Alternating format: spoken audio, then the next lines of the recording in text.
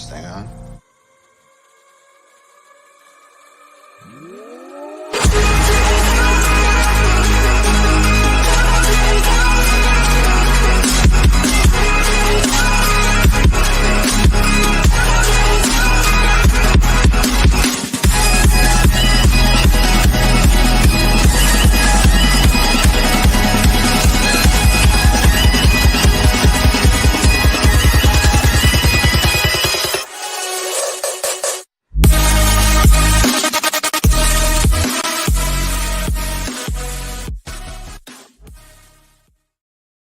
What is up, everybody? Welcome into another episode of The Cut. I am your host, Christian Williams, and as always, I am joined by Randy Hall for this NFL draft show. Randy, how are you, man? Doing good. A busy day of making sure we have a couple fun things for this, as well as going through stuff for a move. So, busy but fun day. Yeah, good stuff. Well, the NFL draft is here. We spend months and months analyzing this, doing mock drafts, and talking about all of these players. And the time has finally come to see where these players land, how the NFL views these players, and kind of what next season is going to look like in terms of where these teams can fill some key needs. Randy, you put your first mock draft out today, and you tweeted it out. Yeah. So, what do you want to go over that really quickly as we wait for the Jaguars to be on the clock? Yeah, I can do that. So as I scroll over to my picks, not your guys's, starting with Trayvon Walker going one, kind of following the mold of what's going to happen. It seems like in the draft, I don't think either of us really think that that's the best pick, but it does fit what the GM generally likes. It does. It's upside. I get the pick, especially from a full rebuilding team. Following that up, Lions just taking Aiden Hutchinson. I know you have them going. Did you change yours again? I sure did. Well, a lot of people today have had them going. Kayvon Thibodeau, basically saying everything we've heard for the last 3 months has been complete smoke. Everything we've heard from the Lions and how Dan Campbell doesn't know if it's a perfect fit or not, and a bunch of things. It's just complete smoke. And while that very well could be, and we'll find out relatively shortly, I do think the Lions will jump at the chance to get Aiden Hutchinson. And it's a little bit of a goodwill pick from an organization that's, just traded away your staple of the last 14 years and Matthew Stafford last year. You had a young core that didn't do, well, but fought hard. Getting the guy that Michigan just loves in general is a smart play. Yep. I was pretty chalky, from what we've been doing. Ike Ekwonu at 3, Jets taking Kayvon, Giants getting Evan Neal and Sauce Gardner. But I did change from what we did on our Mega Mock show when I had the Panthers pick. I had them going Malik Willis. I just don't know what to do with them. At this point, I mean, they're either taking a quarterback or they're taking a tackle, in my opinion. I don't think they're going to get the best way out of this, which is the trade back, unfortunately for them. And for me, I had them taking Charles Cross, which is the only way for me that Charles Cross goes in the top 10. Yeah, I'm into that pick as well. You know how much I've loved Charles Cross, and I'm glad to see that. See, I don't know. We're about to find out. So the NFL, it's kind of strange that they would be high on a guy when we kind of have models of that type of tackle not succeeding at the NFL level. But I do think that Charles Cross is different. He's a different animal. So now this has got to be Sean, right? There's no way. Yeah, that's facts. Sean will be. So did he just make a new fake profile? So we will have guests throughout the night, guys. So Sean will be joining us for a lot of. Sean will be joining us here in a little bit. Jeff and Kevin from the Debbie Royale will be joining us. I think the coaches from the Coach Approach will also be on in spurts. So Adam Mack, who was on the first episode of the Mega Mock, we're hoping that he gets on for the Eagles picks. So he'll be on here for a little while as well. So it's going to be a jam-packed night. And as you can see, I'm already losing my voice. So Randy, get back in your mock draft, dude. Yeah. Sorry, I'm just going Sean and his friend just going crazy in the chat. I do love it. Sean will be in here very, very shortly. Yeah. But Charles Cross, yeah. So basically, in my opinion, I think you would kind of be along the same sentiment. If they do go tackle here, they are going to go for either Jimmy G or Baker Mayfield to compete in this quarterback room with Sam Darnold, because you can't just go with Sam Darnold, or else you're basically saying you're getting fired and quitting right then. I mean, he just hasn't worked out, and it's not the best situation. Maybe this is a landing spot for Jimmy G, and then Seattle goes Baker instead, because I know Seattle hasn't looked at any of these quarterbacks. Outside of there's a little bit of buzz that they've done some work on Malik behind the scenes. Yeah, So. well, and what you also got to remember is they traded Russell Wilson very, very late in the process. So the last 6 months, when everyone else like us was looking at these guys, and the entire scouting departments were looking at teams and what these quarterbacks would be for the future, they weren't. They thought they had Russ. They thought they were fine. So it opens up a whole new thing, and that's why I don't envision them taking any QB at 9. I believe we heard someone come in, so I'll wait for that. Oh Yes. no. So Jeff is our first guest this evening. Jeff Bell from Football Guys. He's doing a lot of high-profile shows tonight. So very honored to be joined by you, Mr. Celebrity Jeff Bell. How are you, man? You guys know I wouldn't miss it. How are you guys? I'm excited. It's draft night. You guys are my favorite stop. It doesn't matter where I go. Who's favorite stop here? Last year, I loved how you guys, I think you hopped in, and then you and Kevin ended up finishing out the night or close to it last year. That sounds right. I was in and out like several times last year. I remember. Yeah. It probably was a good time. Sounds good. We'll be ready. Yeah. I'm preparing for my AirPods to die before the end of the draft, and then I don't know what's going to happen, because last year I had a pair of backup headphones ready. I forgot to do that today, so we're just going to roll with the punches. We're giving Randy the keys to the car. Sounds smart. You can just go one AirPod, halfway through this. You just go. Charge up the other. Yeah. There you go. One at a time. Yeah. Charge the other one. Ready to go. That's what I do at work, so that's what I would do. So Randy's going through his mock, but Jeff, I wanted to ask you, who do you think the number 1 overall pick will be? It's Walker. I mean, I don't know. Odds are like minus 550 now. It's Walker. Like I would be surprised to see him go any different direction now. I don't know. Yeah. I think our thoughts on that are well known, but bad teams stay bad. So we got that. Yeah. For what it's worth, and this feels like Roger Goodell's at the stand at this point, so it feels like a good time. Randy, I promise we'll get through the rest of your mock. I'm fine. I'm watching as well. So this feels like a good time to toss up our big board here at the cut, because Trayvon Walker, I was pretty shocked to see that he finished as our 4th overall player. Now, important to note that I rated him as a defensive tackle or interior defensive lineman at the very least. Think he's more of a 3-tech, can play 5 on early downs. We've had this argument on the show before, but Trayvon Walker sitting there at 4 and makes it less egregious. But if I graded him as an edge rusher, he probably would be sitting somewhere in the 20s, which is kind of how I value him as what his role will be for Jacksonville. So that was kind of the shock. Randy or Jeff, does anything stand out to you guys about our big board? Jeff, don't look at number 48. I mean, it looks directly at 48.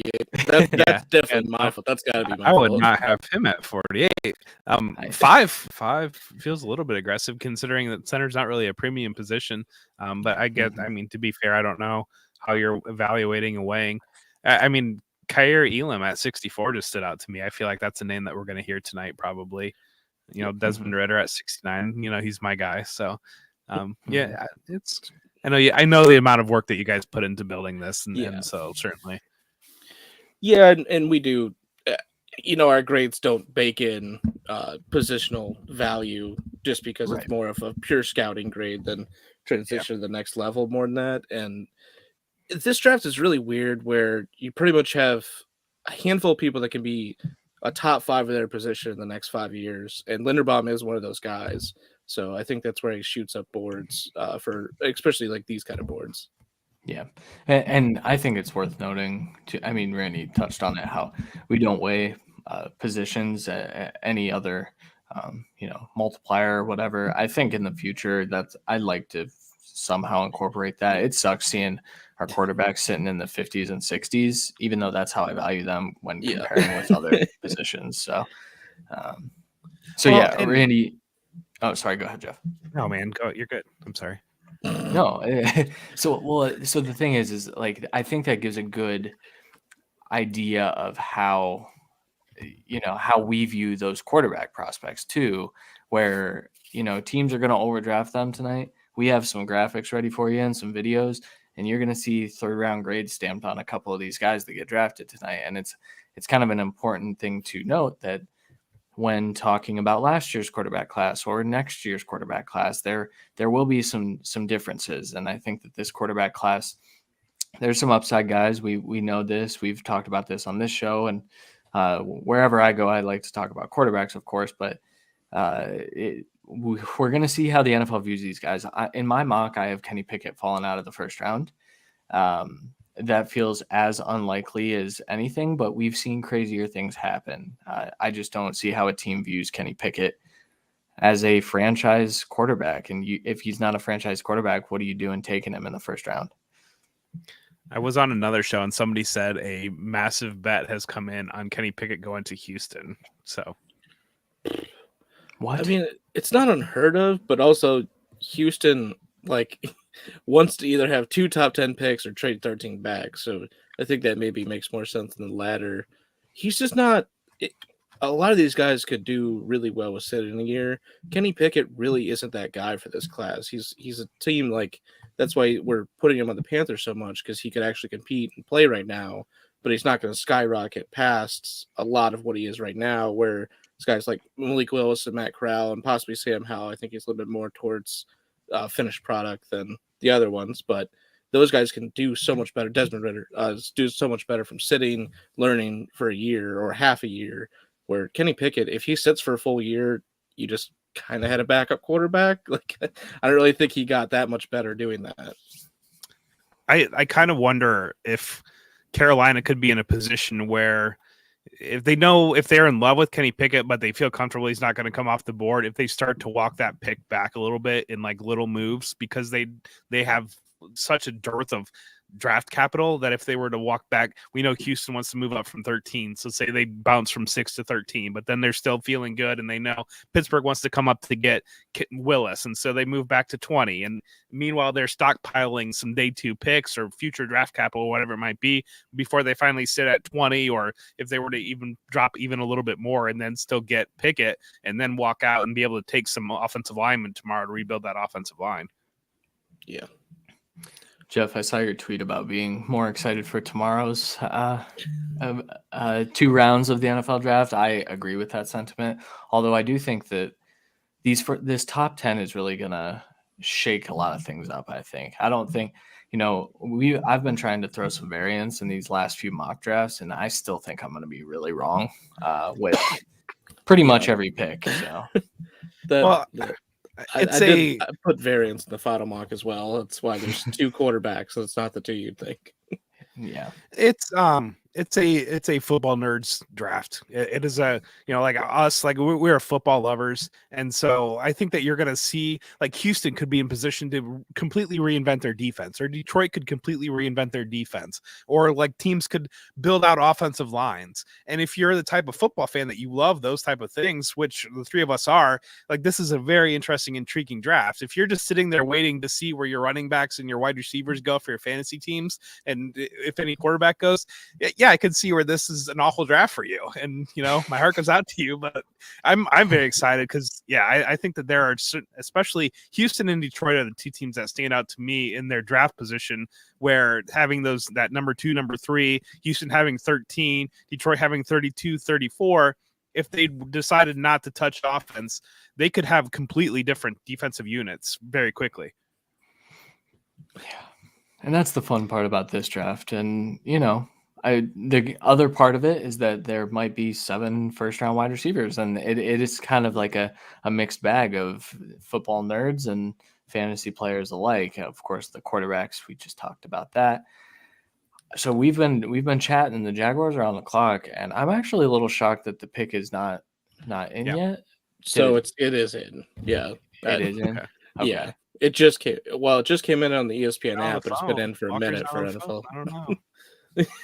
Should I switch over to NFL Network? Is what you're telling me? I'm on ABC. Remember that ESPN streaming for me, not live. Yeah. So it probably came in at the same time. Pick is in. They've got Walker up on the screen. Well, and so I know that we've talked about it before about if you were to take Walker with number 1, like you have to treat him as an edge. There is reality where they're very versatile. How they like to move Josh Allen around a little bit to free up rushing. If you were to use those 2 guys kind of in concert and use them throughout the defensive line or line them up in different spots, you could potentially see a little bit more different value off the Walker pick, I think. And I think their skill sets line up to be able to do that. So I don't know that Jacksonville's a team I trust to be creative enough to do that. But that's the issue of it. That's like a Steelers, Ravens, Patriots. Like it's the staple teams and the staple defenses that you trust with that stuff. And who knows? Maybe the Jaguars can turn that part of it around with the new regime. You never really know, but it's definitely a versatile pick that we hope is right. I don't know. You guys think that Hutch could slide a little bit here tonight? I saw it a bunch. I saw you and Christian retweeting and liking a bunch of different mocks, having him going like 3 to like 7. What I think one was at like 10. I put him at 8 in my contest that I did for him or sports. They do a pick the first round. Basically, I put him at 8 to Atlanta because I think that it's the type of thing that we've talked about before, where you could have Walker at 1, Detroit's married to Thibodeau at 2, then maybe Stingley is Houston's pick at 3. Then you've got the Jets are all in on Johnson. All of a sudden, the Giants, they know that they want to build through corner and offensive tackle. Carolina potentially wants to build offensive tackle, and then all of a sudden he's just sitting there. Yeah. So NFL Network officially put it as Trayvon Walker. I had every Twitter and sleeper put it up beforehand. So I think the NFL is going to be putting their hands up and trying to choke out those 2 things right now. But we'll see how it goes. So I'll try to look at my phone for that purpose. But Trayvon Walker, I mean, we went over. He's uber athletic and he's versatile. It seems like it's exactly who this GM would want all along, and we just never thought it was a possibility until about 2-3 weeks ago. Well, ultimately, it still shouldn't be, in my opinion. The reason we've argued about this player is because when you watch the film, you see the athleticism, and you see him making hustle plays, and you see him running 40 yards to chase down Alabama wide receivers, which is impressive in its own right. But there's a reason that he wasn't ultra productive. There's a reason that his sack total is less than he has a half a sack more than what Kayvon Thibodeau put up as a freshman or this year, some crazy stat like that. And it stems from the fact that he just does not have the bend necessary. It flashes. I just don't know how you're comfortable with him as a pass rusher. You can get really excited about him in every other facet of the game. It's just you're drafting him to be a pass rusher, so I don't get it. But teach their own. But so 2 things there on that Georgia defense. It's kind of the entire team is a race to the quarterback, and so you might be very good, and you're just not the first one to get there. The other thing too on that Georgia defense, you're not seeing a lot of snaps. You're not getting into a lot of situations where a team is moving the ball down the field, dink and duck down the field, and you're getting into continuous passing pass rush situations. There are a lot of 3 and outs there. There's a lot of turnovers. There's a lot of short defensive stands. Yeah, for sure. Randy, how do you feel about this pick? I mean, ultimately, we know that we would go Kayvon over probably both Aiden and Trayvon, but you have made the point, Randy, that Trayvon and Aiden actually kind of fit more what the Jaguars are trying to build. Do you think that this is the right pick? Yeah, I mean, I don't see it as like a wrong pick because they have more of a athletic, like bendy edge rusher on the other side. It does make sense to try and diversify. I do view edge rushers a little bit like wide receiver rooms, that you try and get all the tools that you can, and he's definitely a versatile tool for this team. And what he's going to do better than Allen day one is going to be set an edge on the opposite side, and they need help interiorly as well. So I think it's a little bit of a bang for your buck pick for them, to where maybe there's a good chance that neither of these three top edges end up being a top 5 edge of the position in 5 years, just because that group is just ridiculous already. Unlike, like centers or like safeties necessarily.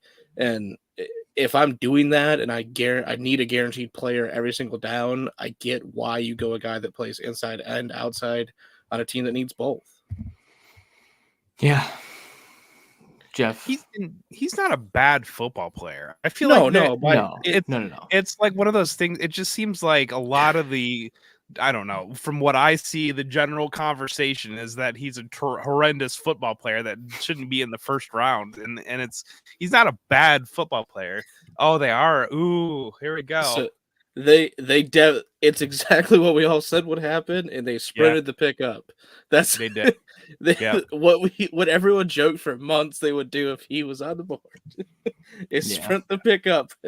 They were on the clock for what, like a minute?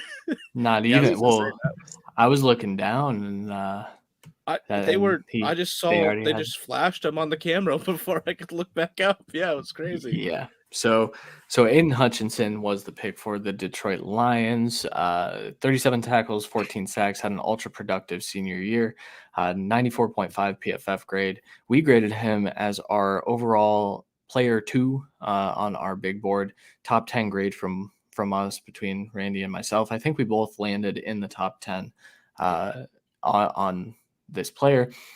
I do find it interesting though, because I was there with could it be smoke about Kayvon Thibodeaux? And now we're about to find out just how far Kayvon's going to fall, because this was the scenario that I think we kind of all saw.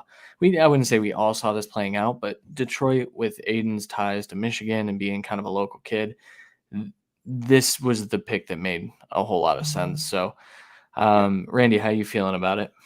I mean, he fits them. Like, he fits the character that they're trying to build there. And honestly, for how bad Detroit was, they were very, very scrappy last year. They contended a lot of games. That's what you want from a young, bad team, is to play your ass off every single down and try and win, even though you're outmatched. And a lot of the times they should have won, or they had a chance against much better teams that maybe were playing down to their level. But I think getting a player like this with Dan Campbell and what they're trying to build is a smart move. He's a little bit different than the other edge rushers there as well. I think Trayvon actually fits like more of what their actual edge rushers are, and then they have the outside linebacking edge rushers. Aiden obviously being more just pure hand of the dirt edge rusher, and hopefully transforming that defense to be a little bit better. I think they need a little bit improved play from their young D tackles, but it's a good pick. I mean, and they have so many more picks that they can transcend this defense even more. Or offense if they want. Not that it needs transcending as much. But, Jeff, this was a pick that we discussed on the Debbie Royale this week. It makes sense to you. Would you have gone Kayvon in this scenario? I would. I mean, all the things all considered, considering the ties to the franchise and really where they're searching for identity with the franchise, I don't blame you for taking Hutchinson. I know some of it's splitting hairs, I think, between the two of them. I think maybe Thibodeau's top end is a little bit higher than Hutchinson's is, but you look at everything that's involved. You know that Hutchinson's going to be a pro. He's going to come in and he's going to be a leader in the locker room. He's going to be redefine that franchise, give Lions fans something to get excited about, the crossover between Lions fans and Michigan fans. And so it's I think it's one of those that, all things considered, had this been like the Saints or something like that, then I think that maybe I would probably swing more towards Thibodeau. But all things considered, with it, just a local story. This is a local kid, grew up in the area, grew up like right down the street essentially from the Lions, and so for a franchise that they have a lot of nice young pieces, and I think that it's but like, who are you going to put on the program? Yeah, I think that there's some of that thought too. Like, it's one of those things where it's like, yes, DeAndre Swift's a nice player. We know him because we love fantasy football, or like they've got very nice offensive linemen. But it's like one of those things where it's just, who's that face of that franchise, and that Hutchinson's could come in right away and sell the fans on that. And in reality, this is a business, and part of that is involved. Yeah, 100%. Yeah, he obviously revitalizes the young core of the defense. They do like what they saw from Jeff Okudah and like the 30 snaps he was able to play last year. Actually being much improved to what we expected him to be, but will he get back to that? Will he continue to develop? We'll see there. But Hutchinson deserves this too. He absolutely transcended himself just getting into this season. Just his growth and his explosiveness and first step alone puts him easily in the top 15 of this draft. So if he continues to work like that, I agree. I don't think he's got much more to grow because he's already really good. Whereas Kayvon maybe can get to that next echelon if he can keep growing. This is just easily a guy that can get you double-digit sacks in a kind of reinventing division as well. This is a selection to me that says we're going to go try to win this year. Yeah, we don't need to invest in Malik. I was going to say, which means you might be taking a quarterback then, because you might not have a good pick next year because of that. It's something you got to think of.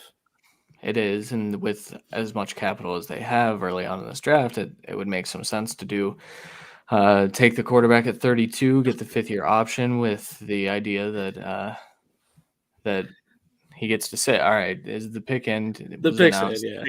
Picks in, yeah. Oh, okay. I am so delayed, and I just hate that for myself, you know? And the pick is...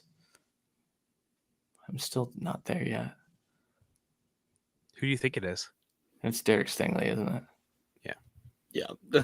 Is it? Yeah. All right. I'm 3 for 3. If you guess it, I'm not going to make you wait. That's fair. All right. I like this. Jeff on the show, I think we're 3 for 3 so far. So yeah. This was the hardest. Like I was really comfortable putting Trayvon Walker, Aiden Hutchinson, and even Kayvon Thibodeau at 4. This one was so hard to pick between an offensive lineman, maybe Kayvon even, but Derek Stingley was, or I guess Kyle Hamilton, but Stingley of late has been shooting at board 2-3, and yeah, I can't say it's a bad call, especially again when I talked about a possibility of being a top 5 player. He's absolutely talented. Well, and it's one of those too that you look at. There is good corners throughout this class, but I mean, there's 2 clear guys at the top. There's Stingley and there's Gardner at the top, and so I think it's one of those that you're kind of waiting for the cascade, and we know how deep the edge class is. So that at 33 or whatever, 35, whatever it is they have, you're going to get a good edge there if that's kind of where your mind is. So you're sitting there at 13. If you start the cornerback clock now, somebody's taking Gardner, and if you want to get tackle, you've got 13 to potentially, if people are thinking corner and edge right now early, you've got that cluster of tackles still sitting there, and as long as those guys sit there, that drops down a little bit lower so that you're able to go up with 13 and go get your tackle if that's what you want to do. Yeah, or have that be a trade piece that they want, maybe for a team like the Chargers to come up and get a tackle there as well. So it works both ways, and we'll kind of know that market after the next, not this pick necessarily, but it could be, but after the next few picks, we'll know how the tackles are kind of coming off the board. Because I don't know about you, I don't believe the Seahawks are going to take a tackle. It's just not a position they seem to value in comparison to like edge and corner and other stuff. So it really limits the teams that are going to take a tackle, so it could work out perfectly for him, like you said. Kayvon feels like a Seahawk. Like, I just feel like Kayvon I feels like I a was Seahawk. sitting there like, okay, Seahawks. It's gonna be Stingley, Sauce, Kayvon Thibodeau, or Jermaine Johnson. I was like, those are the four. However, my board shakes. If one's there, that's the pick. And we're gone with one.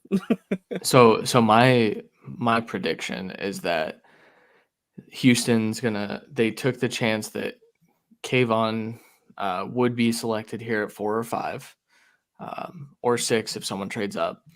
But I actually think that Houston's going to come back up and get Kayvon ahead of Seattle, because I do think that would be the pick if Seattle's sitting there staring Kayvon down down the barrel, you know. Just in case maybe the Giants or the Jets take corner here at 5, but 4 or 5. And this kind of goes along with my theory that the Giants would go ahead and take Sauce at 5.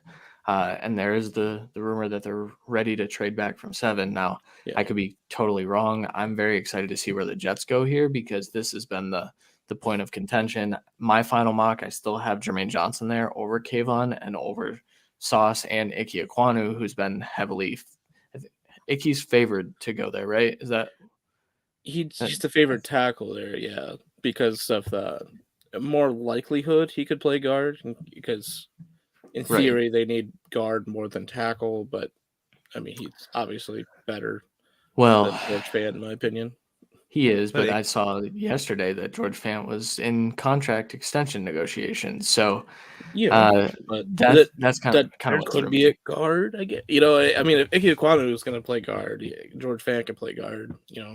Yeah, that's true. There's been a lot of talk recently that Becton might never wear a Jets uniform again. So that kind of feels like curious talk. I guess that might tell us here. Yeah. I mean, that'll easily stoke the flames of that. If they do go tackle here, the first thing they'll discuss is the player, and then, so is Becton dead or? Yeah.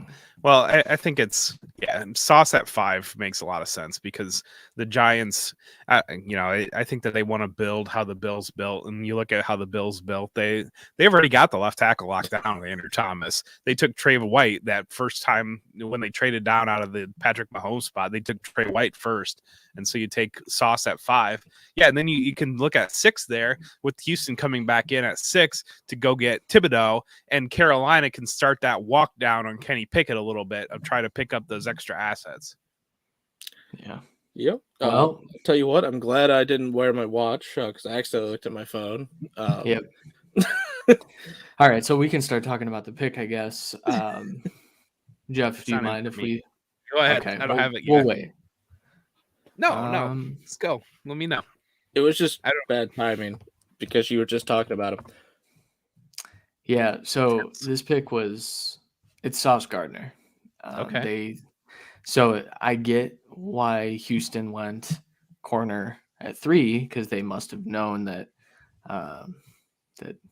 a corner was coming off the board next, and I think those are the only 2 that'll go top 10 at this point. But man, I guess I'm not shocked, because we've always said that the Jets have a pretty massive need at corner. They have not had an island type of corner. They're Richard Sherman, and that's what this defense kind of needs, and Sauce kind of fits that mold to a T. I've always said I'm lower on Sauce, but I think if he goes to a scheme like the Jets or like the Giants, where you've got a lot of need for a man press corner that you can stick on an island, then I feel pretty good about him. And this is absolutely the start that the Jets need in this draft, because I think going tackle when you do have 2 guys that can play, when comparing the need of the cornerback position, I think that would have been a mistake. So good on the Jets. Randy, how are you feeling about this?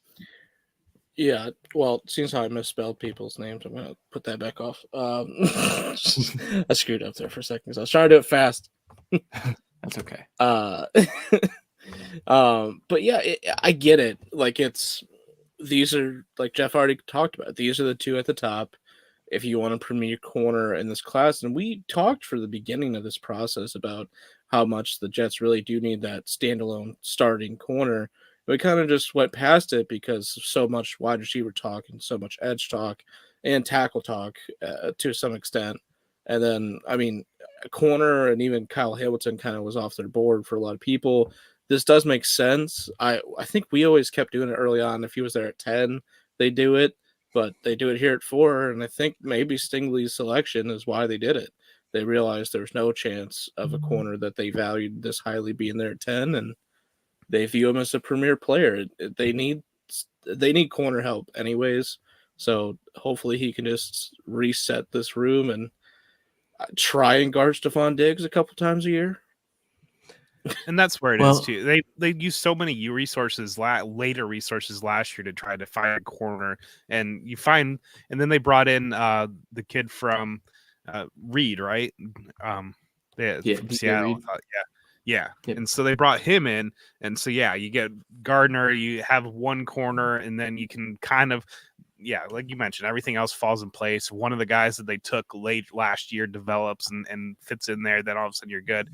This is my first pick I got right in the mock that I put out last week. But a lot changed this. We got a lot more clarity this week than we had at this point last week. Yeah, in the mock that I tweeted out, I even talked about how I was very confident last year in these picks, and I was just not for this one because it's this exactly reason. We did not know what was going on top 10. We knew the players pretty much, but we didn't know the landing spots to exactly this extent. Because while I could see maybe Stingley or Sauce going at 3 and maybe 5, I did not think both will be gone by the time the Giants are up here at 5, where they were looking at corner really, really hard, it seemed like. Well, and I think what this speaks to is their willingness to move back from 7, because I think that they would have taken Sauce had he been there. Obviously, I don't think I stopped mocking that, so I'm pretty upset that I was one pick off. But, I think that teams know. We saw the video of Matt Rule last year with where he kind of identified what the top 8 picks would be in some form or fashion. I think it was 8. Yeah, but they picked 8. Yeah, there was quarterbacks last year, so that helped out a lot. For sure. Yeah, I mean, when 1 and 2 are for sure, and then 3 was always going to be a quarterback. It didn't matter which one. It was easier to kind of project, but I do think that teams do get a gauge of what's about to happen in front of them. And so now I think we see the Giants roll with a tackle and then still explore the idea of trading out of 7. Yeah. But this Carolina pick is kind of where we've all been anticipating what the Panthers are going to do, right? This is, the Giants could go a bunch of different ways here. They could go Kayvon. They could go, there are rumors that they're in love with Jermaine Johnson as well. So this pick could be a curveball of sorts, but nothing is going to be as curveball-ish as what the Carolina Panthers do, because if the pick's Kenny Pickett, I think Charlotte's going to burn down tonight, unfortunately. You have it for 5? No. It was that comment. I was like, well, I think they maybe burn it down then. Because, I mean, there's such a realistic chance they go quarterback Malik Willis or Kenny Pickett at 6 that comment alone was like, oh, crap, maybe. What we've talked about, people have talked about the quarterback position. As soon as you start to see one go, then it kind of sets your clock on when's the second one going to go. But I think that's the same thing, especially for the corners, but for the edges and for the tackles too. That if you clump a couple guys at the top and you see them start to go off, and that's what this pick was for the Jets. Yeah, it makes sense. But the trade back for the Giants is very intriguing here because we talked about so heavily, would they go tackle first or corner first in case they do trade back? They're clearly not going corner. So it's, do they go edge or tackle now? I mean, obviously we would envision it being tackle, but I don't know. I know they want to trade back not just for money on their cap this year, but also to get as much weaponry as possible for next year when they think there's a pretty good chance they have to go for quarterback. I mean, clearly they're picking here. I don't think we would have had this pick us in for so long if we were doing a trade. But, yeah, I don't know which way they're going. Me neither. Kevin joining us. Oh, well, I'm not going to look at my phone. I literally thought I saw a new comment on there, so I looked. Kevin joining us from the comments. Sauce was a trash-ass pick. I don't care. Wow. Yeah, That's how I feel. Let me yell at you. Get in here. Yeah, come on. I know you're watching with one of your daughters, but just come on in. You can bring the daughters on the stream. Yeah, we won't say any bad words. Yeah, this is I a can control family. myself. Yeah, hopefully. So I flashed up our consensus big board here. We're looking at Kyle Hamilton being best player available, and I think that is also. I assume you saw the pick then. I haven't. Is this Kyle Hamilton? Did they really? Well, go? seems how you didn't talk about the best player available on that board. I figured you saw that. Oh, yeah. So they went with Kayvon. Yeah, okay. the Giants went Kayvon. Listen, I don't know what to do when you acted like he was gone. I figured you saw. Out of sight, out of mind, dude. He was covered by the live little banner gotcha. up here. That's on me, I guess. But yeah, that's at least what my phone said. It still hasn't come up on either TV screen. So yeah, for what that's worth. Well, let's start talking about Kayvon Thibodeau, I guess, because your phone never lies, right? Sleeper does not lie. They may over-exaggerate injuries during the season, but they do not lie. So, facts. So, Joe Shane just absolutely hit a slam dunk in his first pick as an NFL GM. Just what a ridiculous value to get what I believe is the best player. Not super comfortably, but to select him with the 5th overall pick at a position of need. Now, the extent to which they have a need at edge is still up for debate, in my opinion. They took Azeez Ojulari early last year. They got good production out of Quincy Roche. Those aren't your premier starting edge rushers, though, in my opinion. You've got Roche that can kind of rotate in. Azeez Ojulari, opposite Kayvon Thibodeau, presents a hell of a tackle or a defensive end duo. It's very reminiscent of Washington and how they went and got Montez Sweat and then fell into Chase Young the following year. I'm, as a Buffalo Bills fan, Jeff, how are you feeling about obviously the brain trust behind the Bills being gone now because he's the genius here? Well, I think this is this is a genius in the sense of very fortunate here to be able to get this pick. But it's, we know that this is a premium position. And we talked about with the Jets, like locking Gardner in there, and hopefully that makes the rest of the room fall in place. I think this is another example where Kayvon and Thibodeau comes in and that knocks the edge rushers into their proper place instead of being overmatched and having Ojulari play up or Roche play up as well. Then you can kind of work that rotation through once you got a stud there at one of the tackle spots. And this is also another pick where with them coming up at 7, if they're kind of equally fine with one of the tackles, then they can kind of get whoever they want at 7, or get somebody if they're fine with Ekwonu, Neal, or if it's Charles Cross, whichever direction they want to go, one of those guys will still be there at 7. So this is a great pick, and I'm excited for Giants fans that they did this. But this is probably an example where they might have gone Sauce had he been off the board, and he's still there. So yeah, good for Giants fans. Yeah, and he's obviously ultra talented.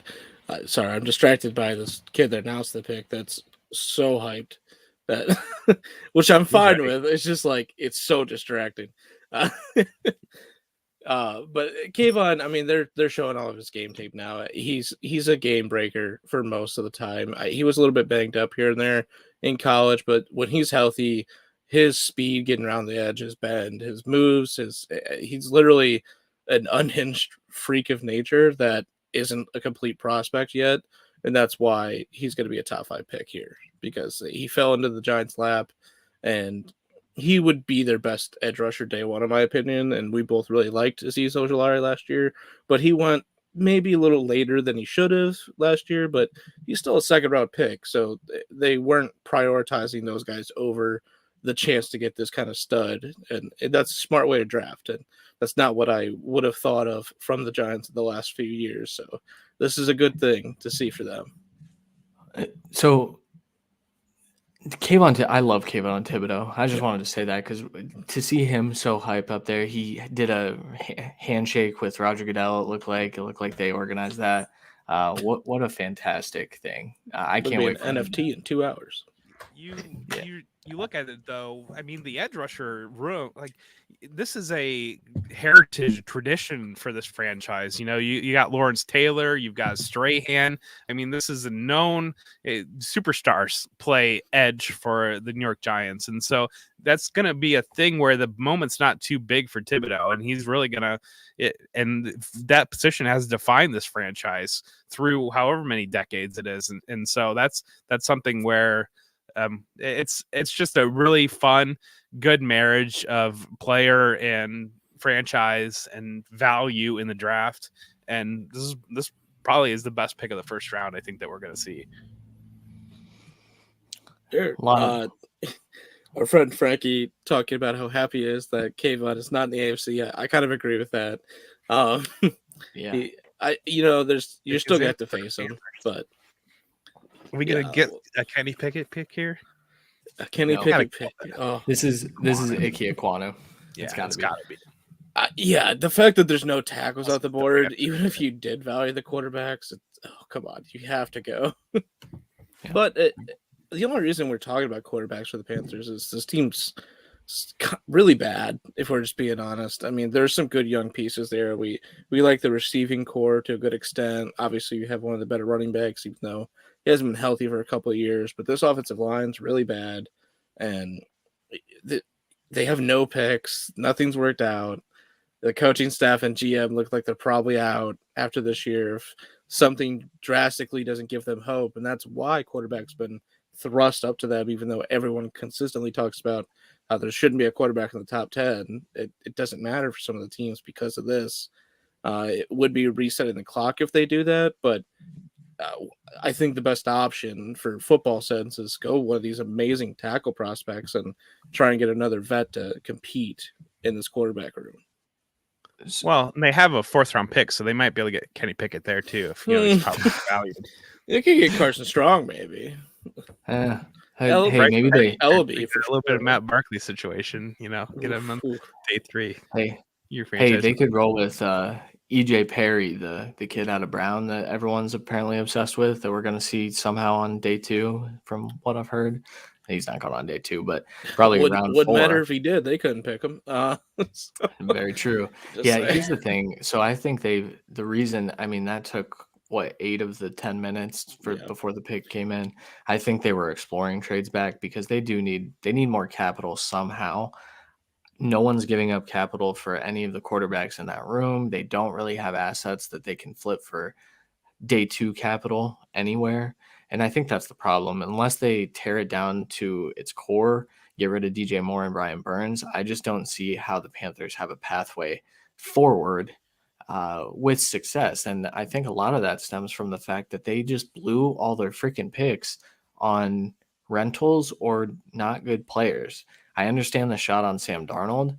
I don't understand the trade for Stephon Gilmore last year. That made absolutely no sense. Yeah, because it was you traded for him to complete the cornerback room to a spoiled sense, and then he barely played. It was so not worth it to them, and obviously he didn't even re-sign with them, so it didn't matter to any extent for that. So it really was kind of just another bad move by the front office. I do agree that they should have taken a shot at Sam Darnold. It all made sense. Didn't work out. Obviously, I guess it's not technically over, but it didn't work out. Yeah. Well, and they probably, reality, if they wanted to trade back, Thibodeau was the piece they would have wanted to have on the board. I think if you wanted to trade back, and you're in that positional scarcity thing now where every single tackle is still on the board. The edge class is deep. There's a drop off from corner. Every single wide receiver is still on the board, and every single quarterback's on the board. So that just evaporates the value out of this pick, I feel like. Yeah. 100%. The best player on the board, I think we all would agree, like drafting wise, is going to be the 3 tackles here, at least the 2 tackles, depending on how you feel about them. And I mean, if you're the Giants and you're still sitting at 37, you're not coming up, and you're hoping even if someone comes up, you still can get one. Atlanta doesn't want to tackle. Seattle probably refuses to do it. And Jets, we already went over that part. So there's unless you take a bad trade back, there's nothing you could do. Yeah, there we go. Did it come through? It came through. Can you guys just tell me? It's okay. Okay. Yeah.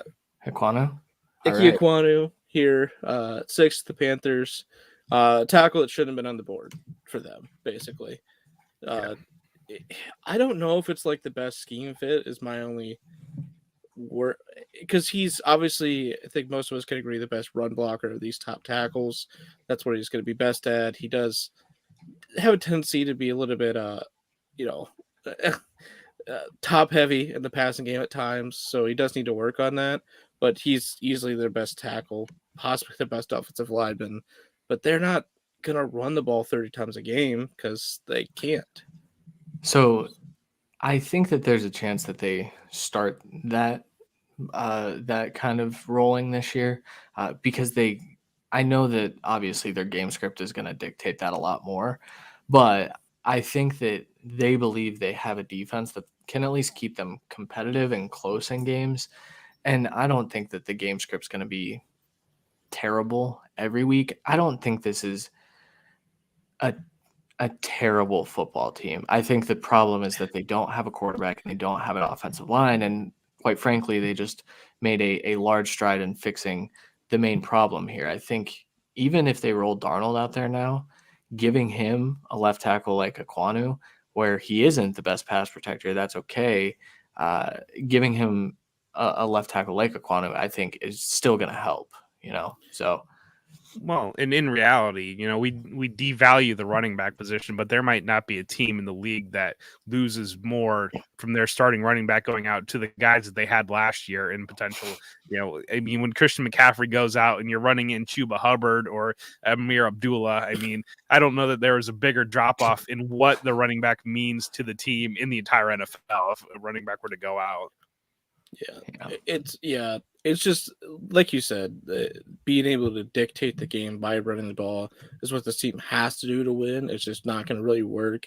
But I would say he's probably also the best in space blocker for screen game, which is what they do a ton. So it does make sense. And again, just like Aiden Hutchinson, it's a little bit of a hometown favorite, bringing him in from NC State. So it definitely fits. I worry how much of a microscope he's going to be under because he had to go here. Yeah, I got to take off, guys. I'll see you later tonight. You guys are running until midnight, aren't you? Yeah, we're running for the first round. Yeah. Okay. Yeah, we'll see you when you get back. Have fun. All right. See you guys later. See you, Joe. It works out timing wise because the chanting for Sean, he's going to probably get on probably before pick 10. I would say so. Jesus Christ! ESPN already has the pick in for the Giants. I see they haven't shown it, but so is this Evan Neal or Charles Cross? I would assume it's Evan Neal, personally, because obviously they're not going another edge rusher. There's an outside chance that they overvalue a corner here, like we've been kind of forcing to the Vikings at times at 12. But I highly doubt it. And for it to be so quickly, I think it's got to be Evan Neal. It would just have to be. Well, for what it's worth, so it was about 6 minutes. They must have retroactivated so it was down to 4 minutes when the pick came in. So okay, yeah, it didn't transition on NFL Network, but I just looked over it. It was on for ESPN. I will say though, they are one of the teams that worked harder on Charles Cross than most. So they could like him more because they've studied him more. But I don't know how you can draft between Evan Neal and Charles Cross to project to play right tackle and take the guy that wasn't a right tackle and wasn't an All-American right tackle. That's just that. After all the good things we just said about pick 5, if they do that, I get that you're a guy, but it was the wrong pick. Yeah, for sure. And, the sleeper again, Kyle Hamilton is the best player on the board, in our He opinion. he is, but this isn't the team. But they like their safeties Agreed. a ton.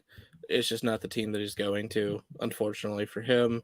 I think his clock kind of starts here at 8. Seattle won't do it because they just re-signed both their safeties. So 8, 10, 11, 12 is where Kyle Hamilton, 13 is where Kyle Hamilton's going, in my opinion. Yeah, I think I've got him mocked at 11 to the Commanders. I think that's probably close to his floor. There it is. All right. Evan Neal from Bama. So this is best case scenario for the Giants, possibly second best case scenario with them winning corner instead of edge rusher, but getting quite possibly the best player in the class, and Kayvon Thibodeau, and then the best right tackle in the class, no doubt, and Evan Neal to play right tackle for your team for the next decade that you hope to pair with Andrew Thomas on the left side. This is absolutely incredible. Evan Neal is another athletic freak of nature. He's like 6'6", 380.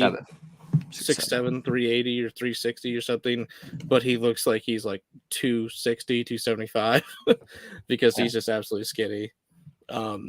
This is Giants should be doing cartwheels, especially their fans, because this is by far the best draft that they've had in at least 5 years. Ever.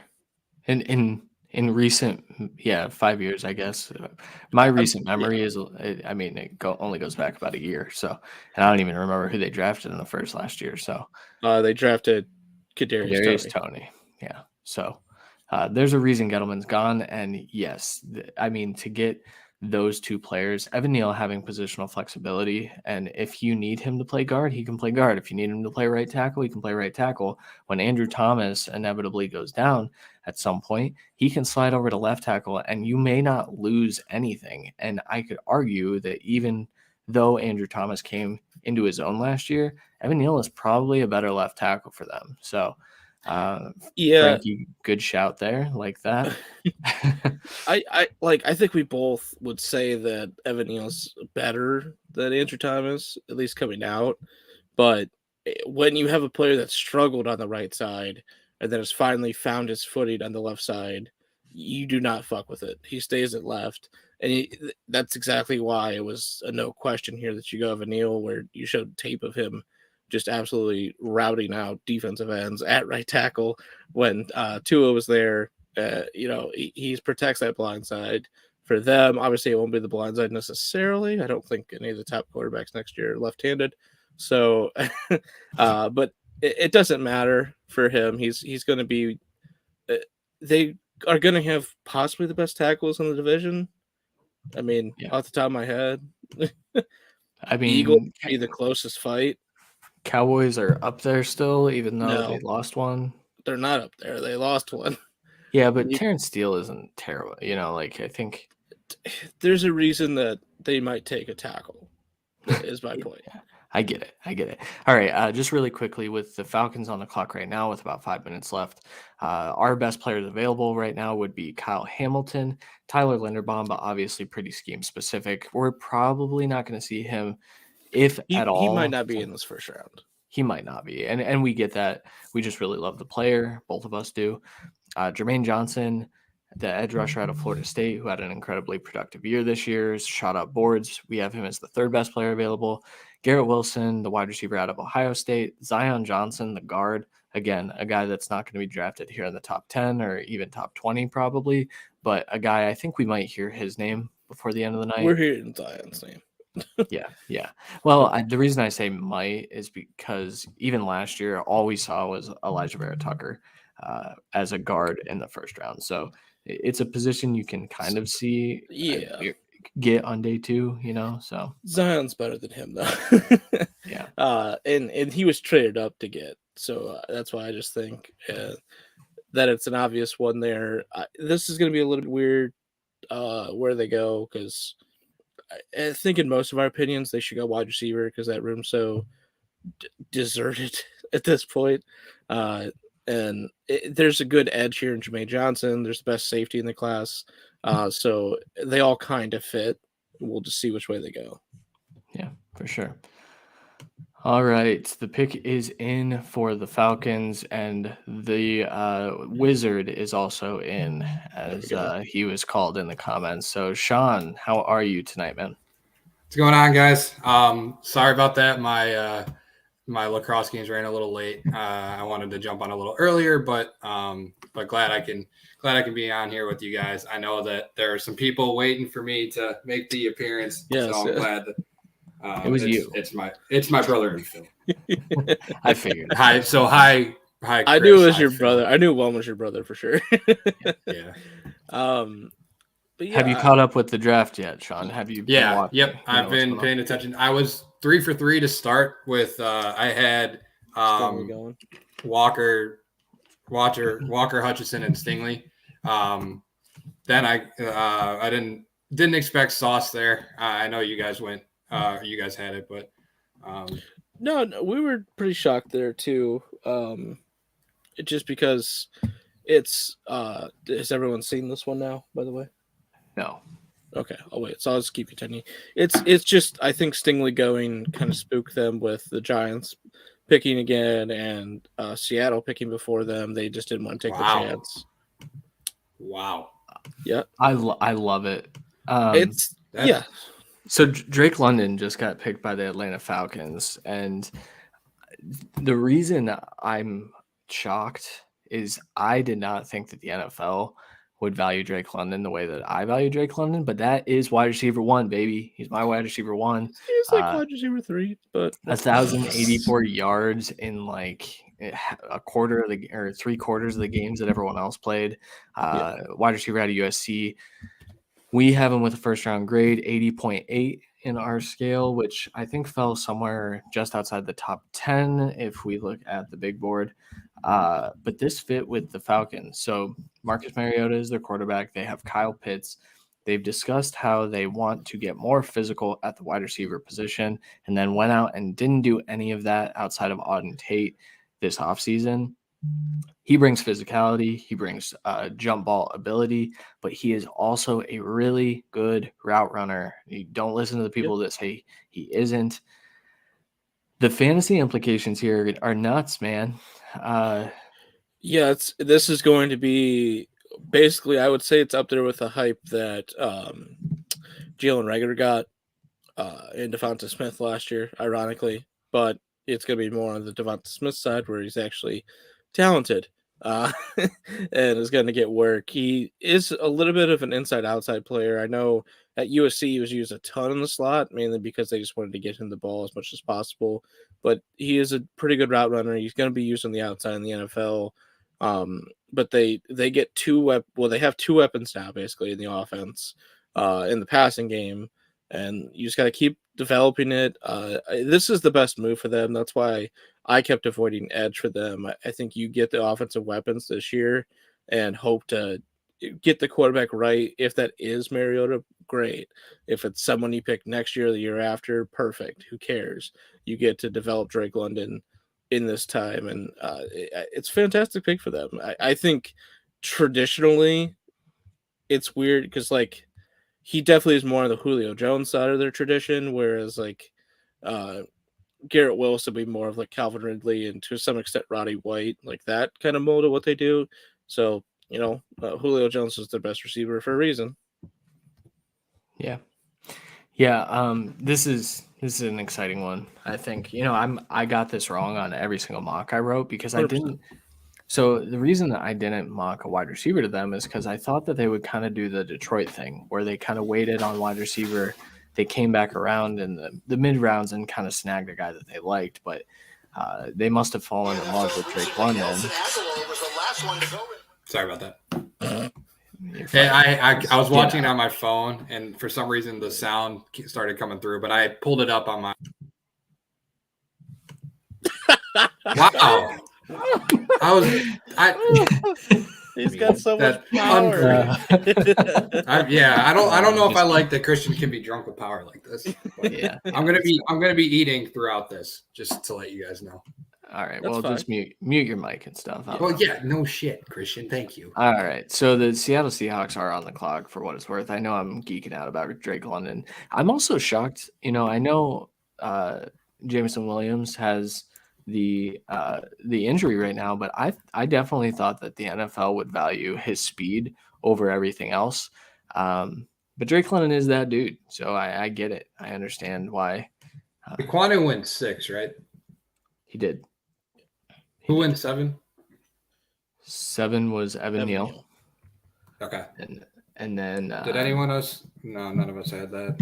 Sorry, I'm just trying to catch up on our. I'm just like I was looking at our mocks. Yeah, I'll do that later. I at least got one of their positions right, which is fun. But I'm feeling good about the first 3 being right because I didn't get that right in my final mock last week, but I did put out my kind of fixed final mock on Twitter about 2 hours ago because I was feeling like I should update it with the new information that Trayvon Walker was definitely going first overall. Seahawks on the clock. Offensive tackle is still there. Charles Cross doesn't feel like a player that they would like. I don't know where they're going to go here. I think Jermaine Johnson maybe. Yeah, Jermaine Johnson is where I would assume they go. Because I just like they should clearly go Charles Cross. I think everyone would agree that you need to fix this offensive tackle situation right now, and he's by far the best tackle on the board. We've heard a ton over the last couple weeks that the NFL doesn't value Charles Cross that highly, and then we've seen a little bit more smoke coming up that that's not necessarily true. So we'll see. I think this has to be the Charles Cross or Jermaine Johnson, but with how they value edge rusher, I think it would have to be him. And there's also the chance that they kind of overpick like Trent McDuffie here, but he's not really their stereotypical size corner. So I don't know if that's really where they go. Andrew Booth would be that pick in my opinion, but I think this is rich for how the NFL feels. But the pick is in. Which is good. We don't know it yet, obviously, but and so I think there's a chance because it's the Seahawks. We know how poorly they tend to draft. I think there's a chance this is a Trevor Penning pick. I do think the tackle is still on the board for them, but Were you guys surprised about the Stingley to Houston? Yes and no. When I started hearing that about 2 weeks ago, I was just simply because of his lack of good film. That's being a little aggressive. His lack of elite film over the last 2 years, but they've been into him for weeks now, and they were major players at his pro day, and I think that pro day was kind of the final test, and he passed with an A. So I just looked at my phone, so I know what this pick is, and I am shocked. It is Seattle, so that is the least shocking shocked, unfortunately. Thank God. Bro, ESPN they showed the trade. Showing the trade, Russell bro. Wilson trade. And I was like, whoa, they traded with the Broncos again? Oh, yeah, no, I'm stupid. Okay, well, I'm glad I didn't look at my phone, but okay. You don't know what the pick is? I do not know it yet. I don't either. I have it on another tab, and I'm a little bit behind with that, so I'm watching it now. I'm just now seeing the Broncos trade. Okay. Yeah. That sounds good. Well, we're going to spoil it for you, Sean. I'm sorry, depending on how far behind you are. But they haven't announced it yet on my TV, so. Yeah, they haven't announced it at all. Well, I have it. Just don't say anything because I see pick is in, and I'm on my tab with the game with the draft. Yeah, it's fine. Okay. Oh, there it is. It's not in yet. He's actually at the screen now, thankfully. Yeah. So I don't want to say too much more. That's fine. Just wait a second. Yeah. All right. I'm gonna flip over here and turn the sound on. Good job. This guy. Right. All right. Did he say he flipped over so I can put it on the screen at least? Feels like I can put it on the screen. I think you can probably put it on the screen now. All right.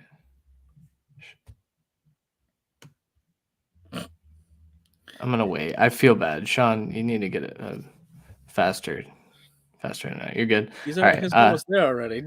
He's almost walked up to the podium. Yeah. So this pick was Charles Cross. The Seattle Seahawks took the best offensive tackle on the board, which is shocking to me.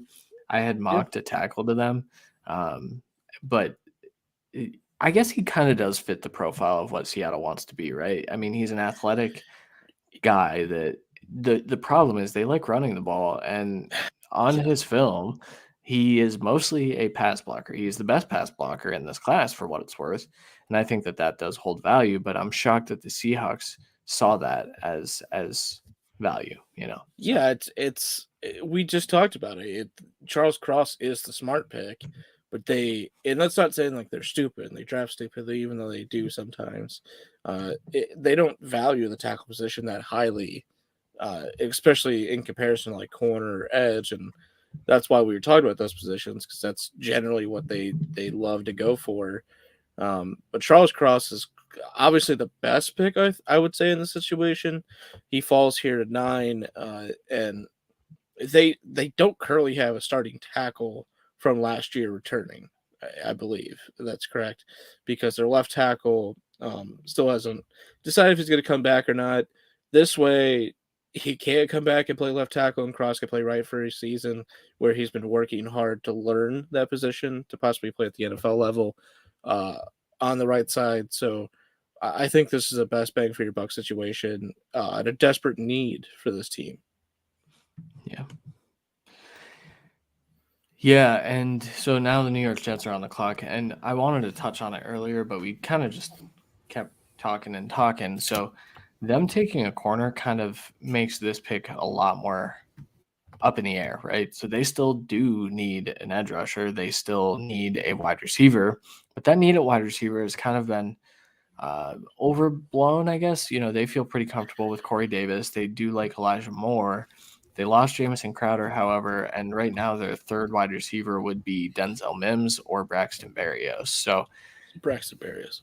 The way this has gone, Christian, I think this kind of goes to what you and I were talking about before. Like, this feels like Jermaine Johnson. Yeah, it does. But also, I would say it's either Jermaine Johnson, Garrett Wilson, or Kyle Hamilton. From everything I've heard, you don't think Jameson? So everything I've heard from people that cover Jets and go for them, listen to a lot of it, or actually have shows on it, they're not going to go for Jameson, just because he doesn't fit what this offense is going for the future, and he also might not play for 6-7 games. And if this regime starts off really bad, they could be looking at the chopping block, even if we don't really believe that's where they should be with this coaching staff and GM. But where they've drafted, like how they've drafted, I think it'd be Kyle Hamilton, Jermaine Johnson, or Garrett Wilson. Yeah. And quite frankly, their love for Jermaine Johnson has been very public. So I think their attention to getting a receiver has been also ultra public as well. It's true. Yeah, this could go in a lot of different ways, but it looks like the Jets room is ecstatic right now. They just showed it on ESPN. So listen, I'm going to say it's very rare that a draft war room is pissed off that they just made a pick. That's very true. Listen, the Vikings. Dang it. What's that? He looked at his phone. No. I was trying to pretend like the one. Oh, okay. Who the fuck is this guy? This guy fucking sucks. I can't believe we did this. Yeah. Like Randy's point stands. Yeah, it does. Drake London was the best receiver fit for the Jets, but he's off the board.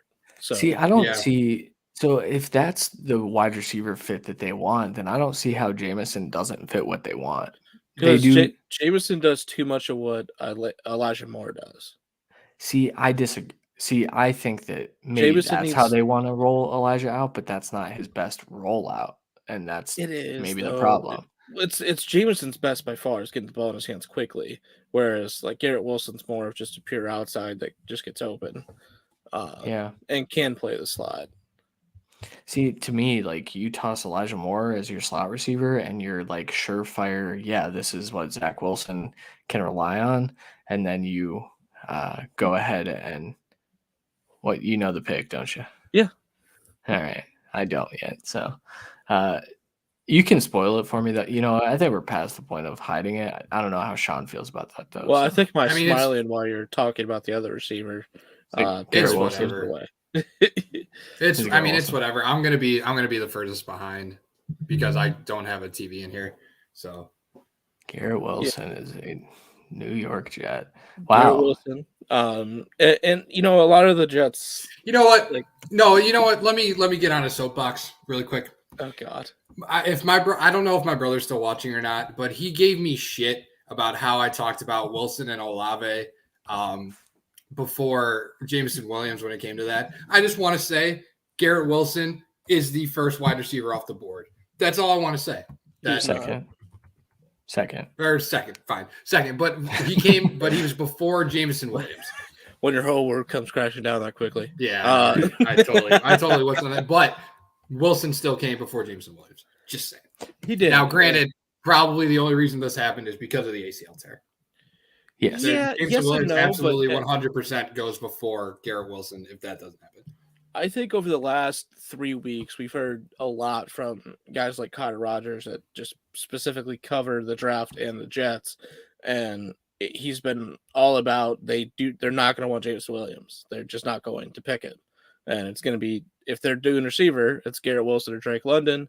And it leaned to they're going for receiver with how heavy they've gone for every trade available receiver and free agent receiver of the big names. This is their shot to have the next big name receiver. Maybe that's not the outcome we get from Garrett Wilson, especially early on, but these receivers do have a chance to break out early, just like we've seen in the last few years. They're definitely in that echelon of people that could do it. Yeah. So Commanders are up next, but I do want to touch on the fantasy implications here suck. Commanders are trading out of this. Yeah, I was gonna say Commanders are not up. The Saints are up. This has to be Jameson Williams. It could be James Williams. It really could be. It could be. It probably is. Or it could be Malik Willis. You think so? Who are they Well, getting? I'm giving possibilities because if we're looking at this from a Saints perspective, they're probably not trading up for Jermaine Johnson. They could be trading up for Kyle Hamilton, but I doubt it. Sleeper, really quickly, Jordan Davis. So Jordan Davis fits the next 3 picks, 4 picks, 5 picks. All the he picks fits in front every of team that wants to stop the run. which is all teams. I am very curious what they gave up for this, personally. But besides that fact, I think it's very clear that I don't think they gave up both first-round picks to move up. What is it, 5 spots? No, I think that's pretty egregious. So they traded 16, it looks like, and not 19. So that's good. Yeah. So in that regard, it would either be they're coming up to make sure they get a tackle, which would be Trevor Penning, I guess, would be the leading candidate there. They're coming up to get the last receiver if he was the top one. And that's Jameson Williams, you would expect, but Ohio State pipeline, Lego. Those are the only 2 I would think, because Jordan Davis and Kyle Hamilton, I agree, are fits, and they're probably the best players necessarily. It's just not like their biggest need. Yeah, I mean, to me, I think wide receiver is probably the biggest need. I think left tackle is the biggest need, but well, yeah, you're right. But are they trading up to get Trevor Penning? A majority of the Saints trade ups with this regime has been for offensive line or edge rusher. Just pointing. Yeah, but but if you look at it this way, like I still feel with who's left right now, like if Ekwonu or Neal were there, then I think that this could absolutely be a trade up for a tackle.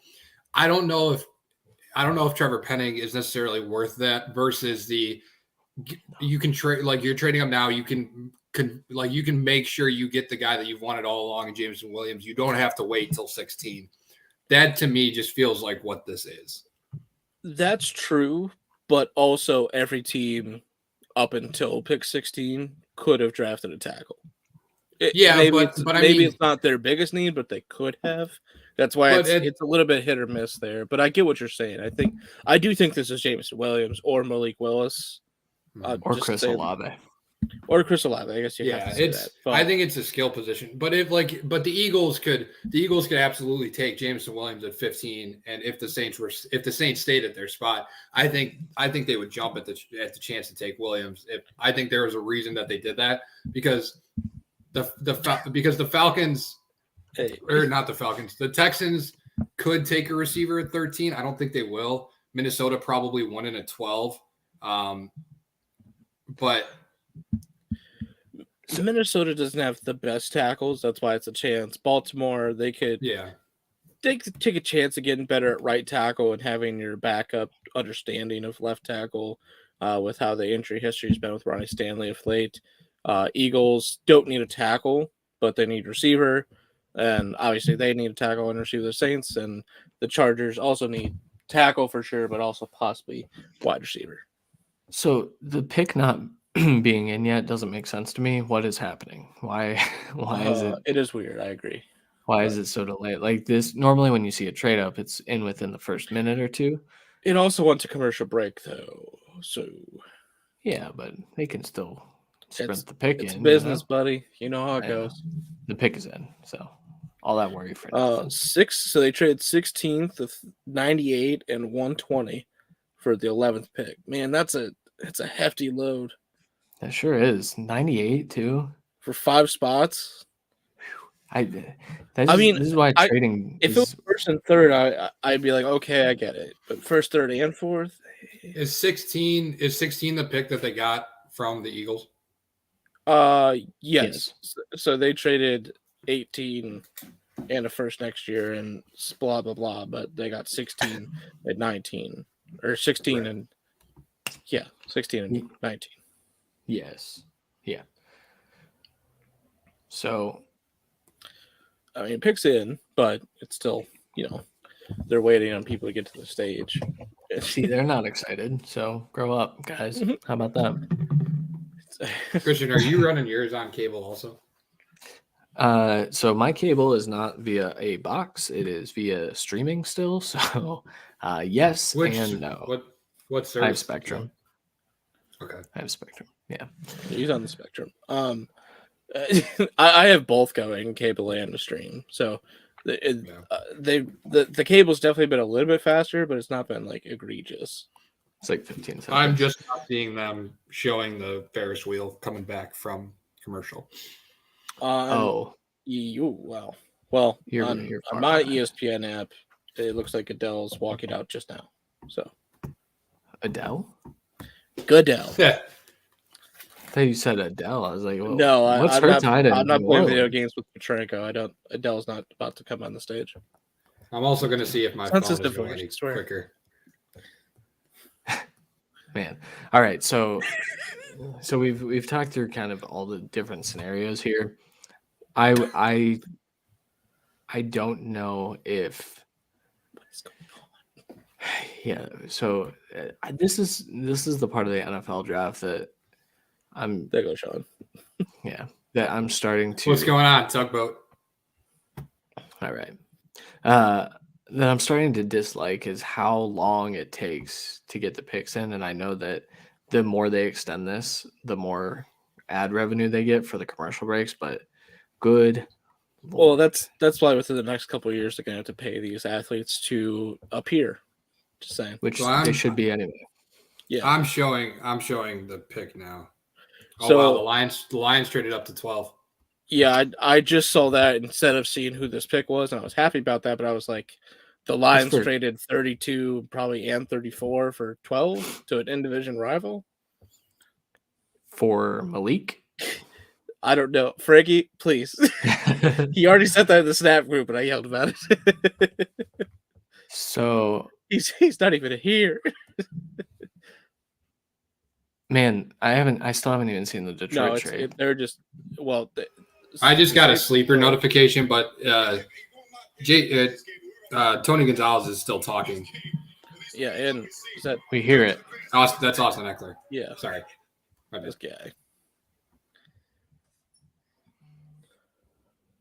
All right. I got the terms of the trade.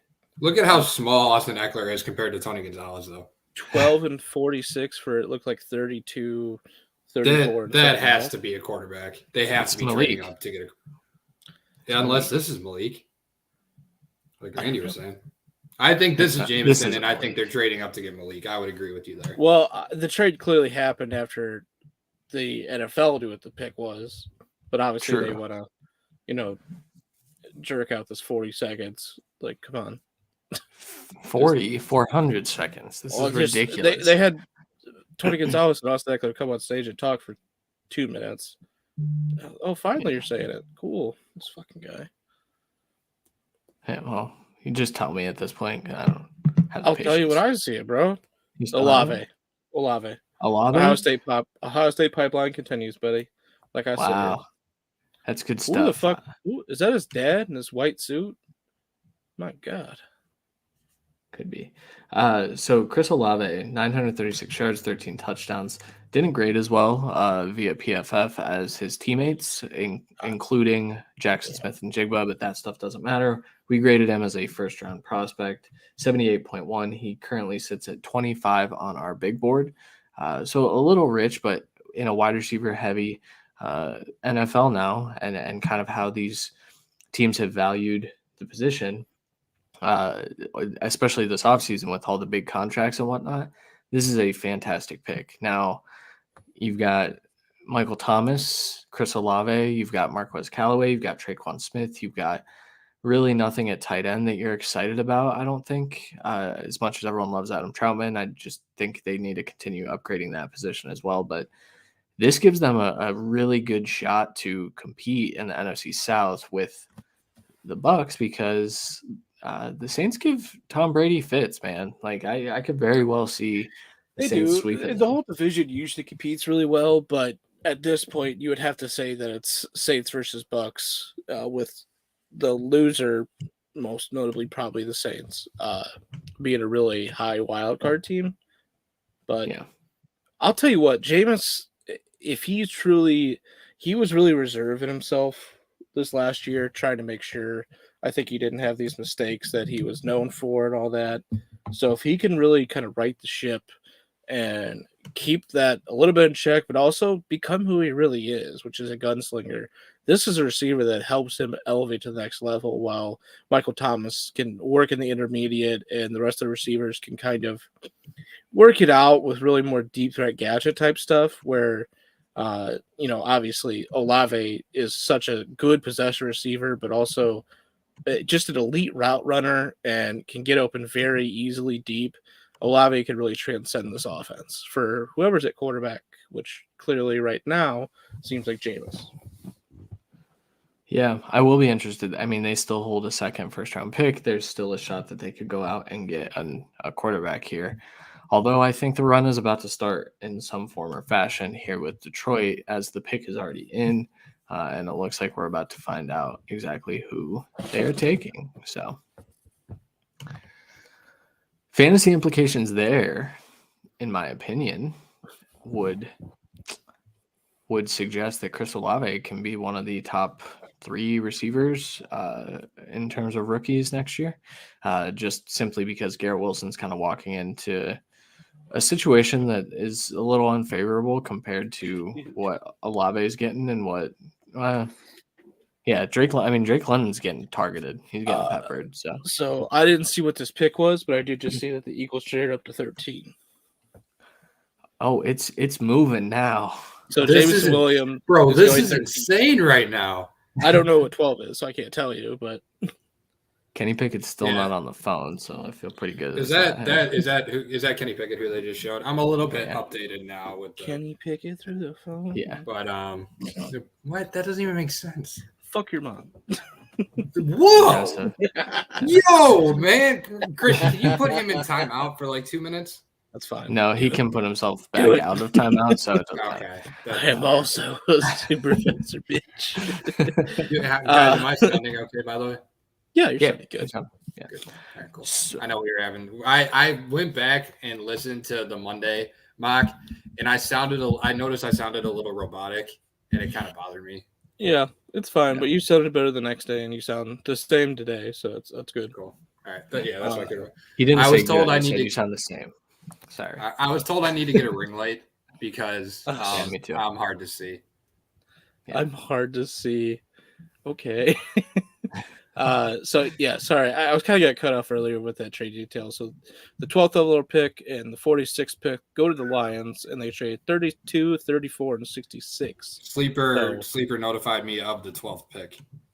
Do you guys want? Yeah, they've been pretty early. That's why I've been trying not to look at my phone. Do you want me to tell you? No, not yet. I think it's not. It's definitely not who you guys are thinking. I doubt that. Is it the position that we're thinking? Would you say it's the best player on the board? Because that's kind of what the other thing I was thinking. Yeah. Is it Jameson Williams? It's Jameson Williams. Kyle. It's Jameson Williams. So that's not who the best player on the board is, but that's they traded up to 12 to get Jameson Williams. So the Eagles traded up to 13. I'm pretty sure they probably traded up to get Jameson Williams, and now the Lions traded above them to get Jameson Williams. This is insane. Well, it's not the worst thing for the Eagles here because they can. That's what 4 straight receivers. No, yeah, four straight receivers. 4 receivers already. 3 straight trades. Jameson Williams is obviously transcended in that offense. I mean, Jesus Christ. They don't have a quarterback that can get them the freaking ball, and they gave up the pick they could have used to come get. Yes, they do. Jameson Williams' best plays is when he just touches the ball, and Jared Goff can dump it off 2 yards to Jameson Williams. I get it, but also I think using him as just a straight 9-ball deep threat, like that is also valuable, and I don't think that they have the guy that can get it there. And maybe they think they do, or maybe they're going to be too good, man. They're not going to pick in the top 3 next year. So this pick to me, Jameson Williams, obviously we have him as a first-round player. We had him graded ahead of Chris Olave. Did Randy put himself in timeout? Randy did. Randy will be right back, I think. So, but yeah, I mean, it's interesting. This is shocking. These last 4 or 5 picks have been crazy. Well, so now the Eagles coming up. I don't know if they were coming up to get Jameson or if this is to get ahead of Baltimore to go get Jordan Davis. Because do you think it's to get? I mean, it wouldn't be. I don't think they would trade up to go get Andrew Booth here or McDuffie because they could probably get McDuffie if they would have stayed at 15 or 18. So it's 18 because I see that they're still sitting at 15. So the Eagles have 2 of the next 3 picks. So whoever they one of these has to be. Sorry, I mean, I would say one of these has to be a receiver, but I mean, with those guys going straight up, they're not. I mean, they're not going to reach for Dotson here. I would think. I don't think this is a receiver. I don't think the Eagles are going to take a receiver personally. Not in this area of the draft, at least. Now, I might be wrong because I thought the Lions would. I just didn't think they would come all the way up to get one of those, but I get it. They, like we've talked about, they had so many picks that it makes sense to they're not going to bring 15 rookies into camp because 5 of them would get cut probably. So, last 3 selections, all former Ohio State players in some form or fashion. So, and I don't know that we're done seeing Ohio State players for the night. There is a little rumor that Nicholas Petit-Frere could sneak into the first, which I find really, yeah, I find that a little strange. But all right, and we are joined now. Randy, I put you back in. I didn't mean to. I'm sorry. You can't even hear me. Adam, welcome. Your Eagles are doing things. Yes. How upset are you that Williams just went at 12? Not because I've seen who the Eagles pick is, and I'm very happy who it is. Okay. Is it Jordan Davis? Am I allowed to say it? Please tell me. I'm so it's excited. Jordan Davis. Yes. So we can probably light all of our mocks on fire, by the way. Oh, yeah, 100%. My mock's happens every year. My first few were okay anyway, so I feel all right. So they kept. So you're saying they kept 15, Christian? So they traded. They kept 15. Yeah, they traded 18. So now they're sitting still ahead of the Chargers. So if they do want to get a I don't think that they're gonna get a wide receiver here now. I think I think we're gonna see another run of receivers here in the 20s, but I think it's They gonna be traded a lot. 15. Did they? 15's part of the trade. We're at 18 Okay. still. So they hadn't updated that. Okay. Well, if this pick is Jordan Davis, we can start talking about Jordan Davis. And so, Adam, I how do was gonna say, do you know the whole trade details of that, Adam? Yes, of course I do. So Eagles get 13 for 15, 124, 162, 166. That's a pretty nice haul for Houston. They might be able to draft a whole roster today. Well, see, that's the other thing. Like, Houston's one of those teams, like, if they have, like, a 12 rookie class this year, are we really going to be, like, upset by that? Like, every other team, if they have 12 rookies coming in, it's wrong and they shouldn't have done it. But with them, it's fine. Yeah. So to me, so the Fletcher Cox deal being 1 year kind of indicated to me that this would be something that they went after here. So obviously there were a lot of mocks out there that Jordan Davis was kind of off the board by the time they picked. And I think that Howie was probably a little shocked to see him still sitting there. Well, I think the big reason they moved up is because I think Baltimore was all on them. Oh, yeah. Had to have been the reason why. Too, but Houston needs future capital, so they outweighed it. Yeah, for sure. So Adam, yes, in terms of what this means for your Eagles and their ability to compete, how are you feeling? Are you feeling good? Honestly, yeah, because the Eagles, they always built from the trenches. They always have, and we've dominated at defensive tackle because of Fletcher Cox for the last however long he's been in the NFL. So to keep that position locked down and hopefully end the run game in the NFC East and just our competition. I mean, I love that pick right now for us. Yeah, 100%. It's smart, and you make sure you get a position that you've been heavily discussing in the offseason, just between getting one of the Georgia D tackles. And I think we're all to the point where we see Jordan Davis is clearly one of the top talents of this class. And with Devontae Wyatt, with some outfield problems and some late breakout. Huh? Adam, did you just see it on Twitter? No. They haven't announced it, right? Yeah, it's on Twitter. Yeah. How are you feeling? Twitter never lied. How you feeling, by the way, dude? Huh? How you feeling?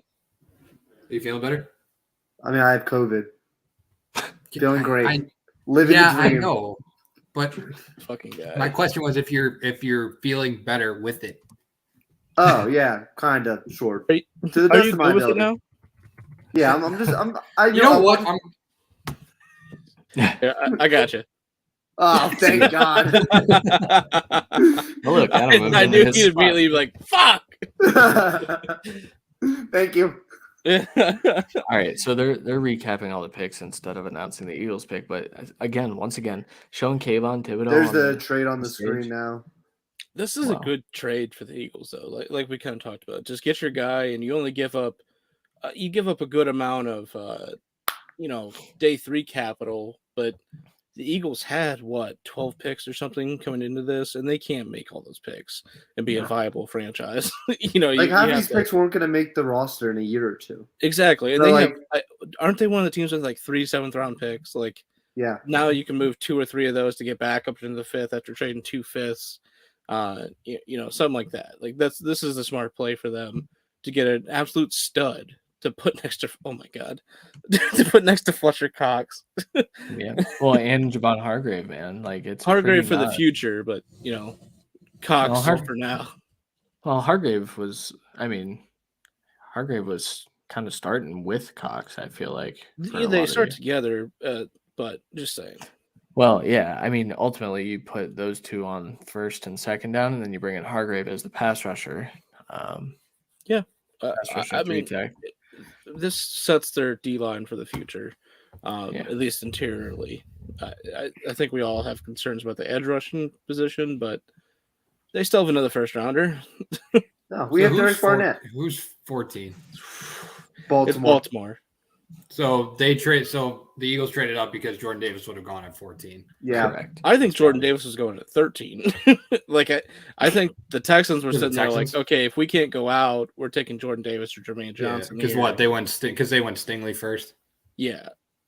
I think you're about to nail this Jermaine pick, by the way. Yeah, I think 13-14 was always going to be Jordan Davis and Jermaine Johnson. It was just how it worked out. So you think Johnson's going to the Ravens then? 100%. Yeah. I think there are two players that this could be. I think it's Jermaine Johnson. I think it's Andrew Booth. I don't think Andrew Booth will go. So they need corner depth, but they are getting like all-stars back from injured reserve, the Ravens in the secondary.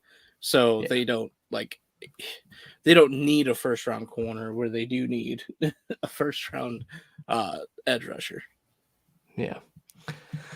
I get it. All right, best available remaining. Kyle Hamilton still sitting there. I find that shocking. I think, obviously, we talked on the 16. I think he's going 15 or 16. Kyle Hamilton. Yeah, I mean, there's honestly, I'll probably go 15. Yeah, You should go 15.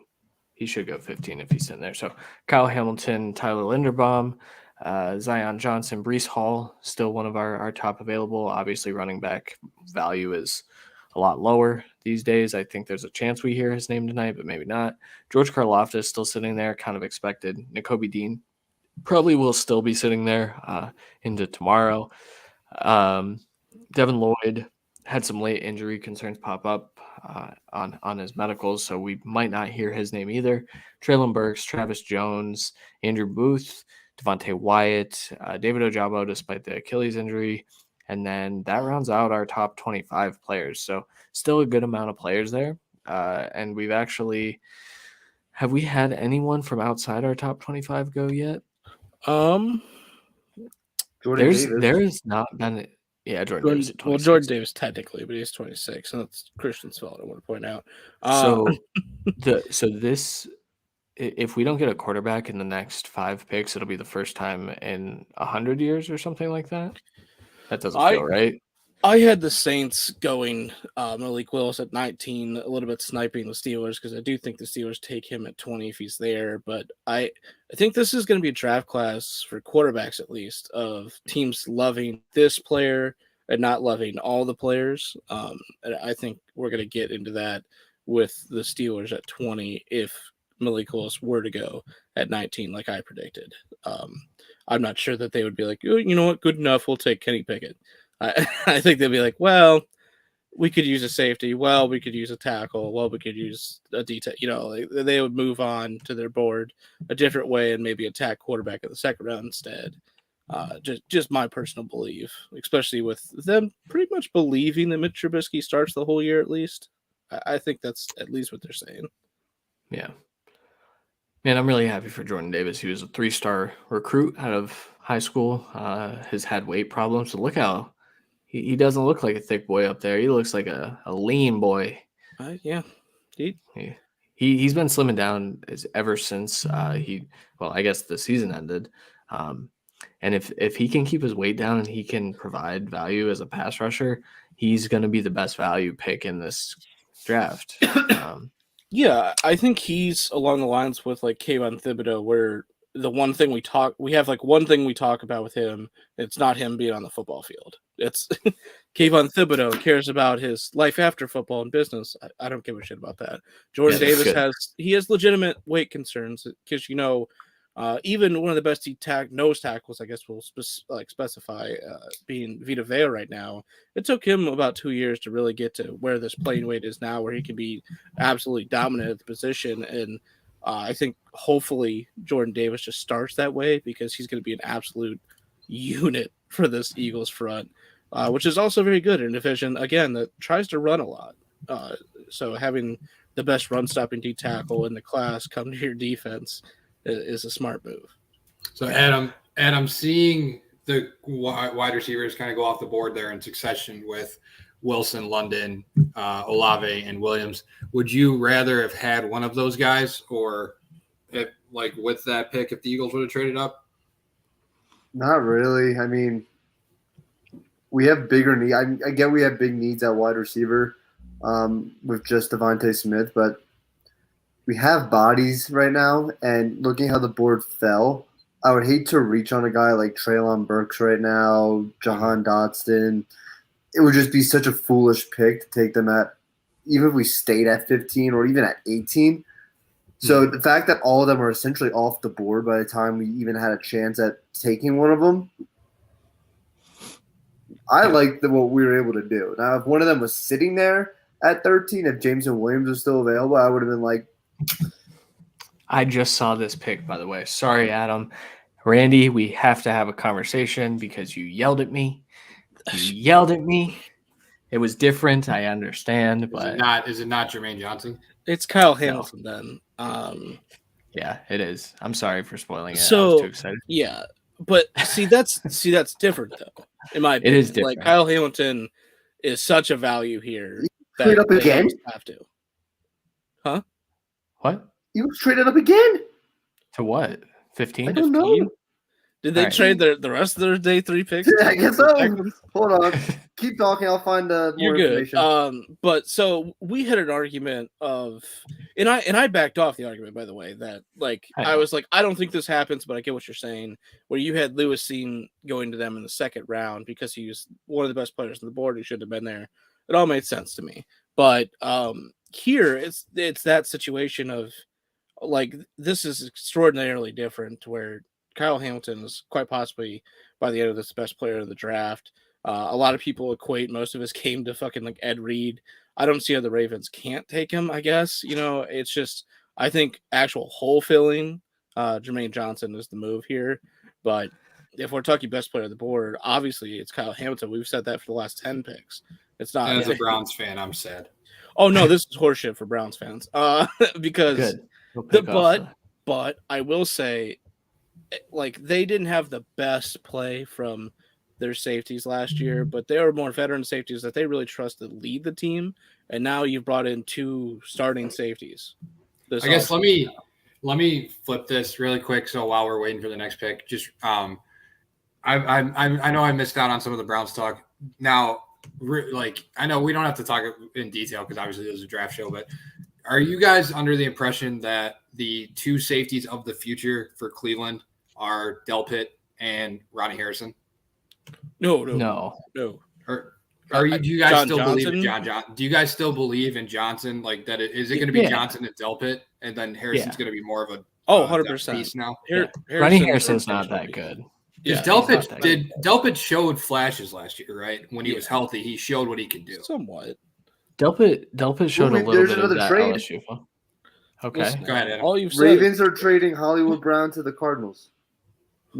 any picks, but Hollywood Brown is. Yeah. So now Hollywood Brown Bateman, baby. Now Hollywood Brown can go to the Cardinals and look how happy Christian is. So the Cardinals traded. Look at the fear of joy on his face.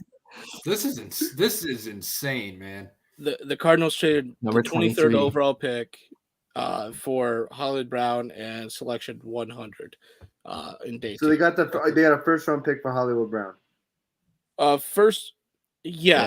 I guess you could say they got a 2nd and a 3rd for the first rounder, basically, because 100 is a 3rd rounder, a late 3rd rounder. So I guess you could kind of look at it as a late 1st rounder for a good 2nd round pick and a late 3rd rounder. But you try to balance trades in your head like that is more of my point. This is ridiculous, in my opinion. I think maybe that there's a lot of talk after the false report, maybe, of him retiring just to play games instead, make money. But this, I guess, for me, would be a more belief in Bateman and possibly a belief in picking someone in the next round. So I think we shoot wide receiver up the board for the Ravens at that point.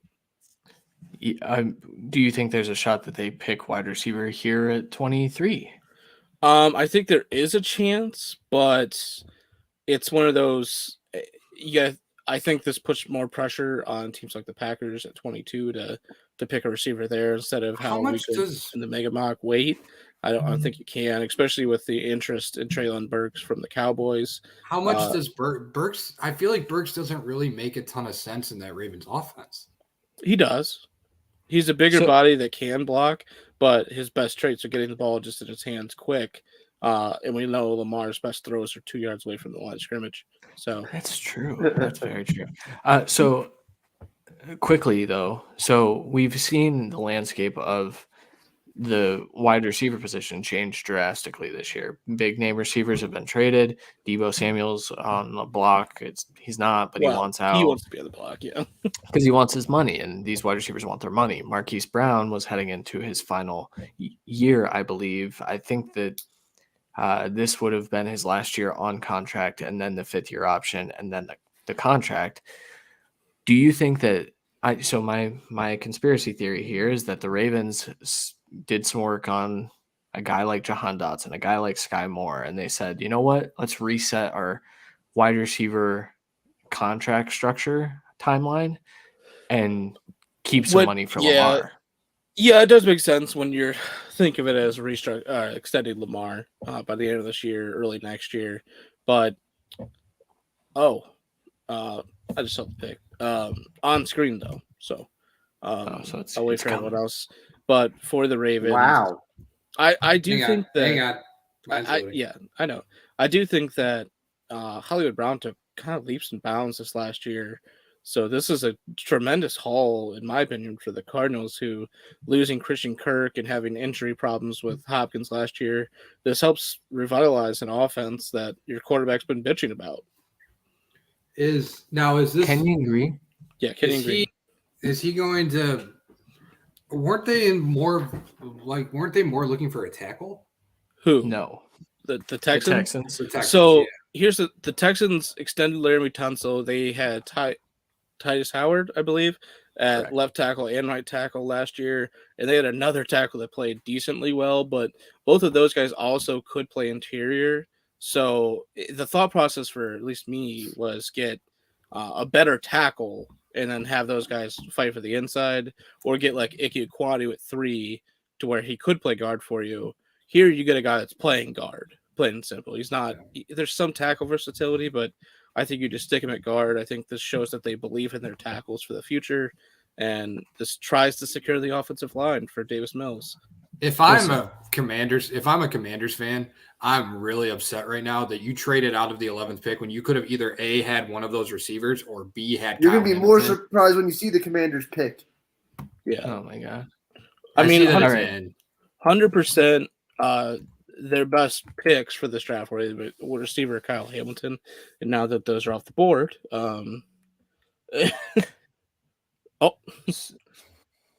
So we are joined now by here at NFC East talk. The one, not only, Kevin Coleman. Kevin, how are you, man? I'm just yelling at the asshole that tweeted about us, and now I'm in a bad mood. Cool Trav. Shout out Cool Trav. Cool Trav. You're my guy, Cool Trav. Yeah, that was fun. So, Kevin, as a fan of an NFC East team that is waiting to pick after 26, well, so six picks of division rivals. How are you feeling? How are you feeling as a Cowboys fan right now? Well, I hate because the Giants are actually good again. Now they have like a competent front office, so that sucks. The Commanders always suck. I'm not worried about them. Wait till you see this pick. You'll hate them more. Well, you think they suck more, or they could have traded back and got this person, or I thought Kenyon Green went a little early. Same thing they did last year when they took Jamin Davis in the first. Well, but they love Jamin Davis though. That's different. Same though. I get it. So Kevin, Rashad Bateman season. Well, Mark Andrews season, and then we'll say Rashad Bateman. I think so. I mean, hey, and all those Marquise Brown truthers out there, they're just. I mean, that's not a terrible spot, but still, it's a better spot. Well, he goes from a guy that doesn't want to play football to a quarterback that doesn't want to play for that team. So I don't know how much this is really helping anything. But he's got a quarterback that can actually throw it deep, though. Yeah, if he cares enough to go play for that team again. He's gonna play. And, I know. He'll play. I think it's good. I mean, he's okay. Well, here's the thing. I think it nukes Rondale pretty significantly. Oh yeah, right? Rondo's dead. It doesn't. Only because I think Rondale. I think it pigeonholes him to the slot for sure. But I think that's the only like life he would have. Randy wanted to say Rondo was gonna be the next Debo, but then it didn't come out. It didn't. Hey, I did not say that. I said last year that he's Saquon at the wide receiver position because holy hell, those thighs. Got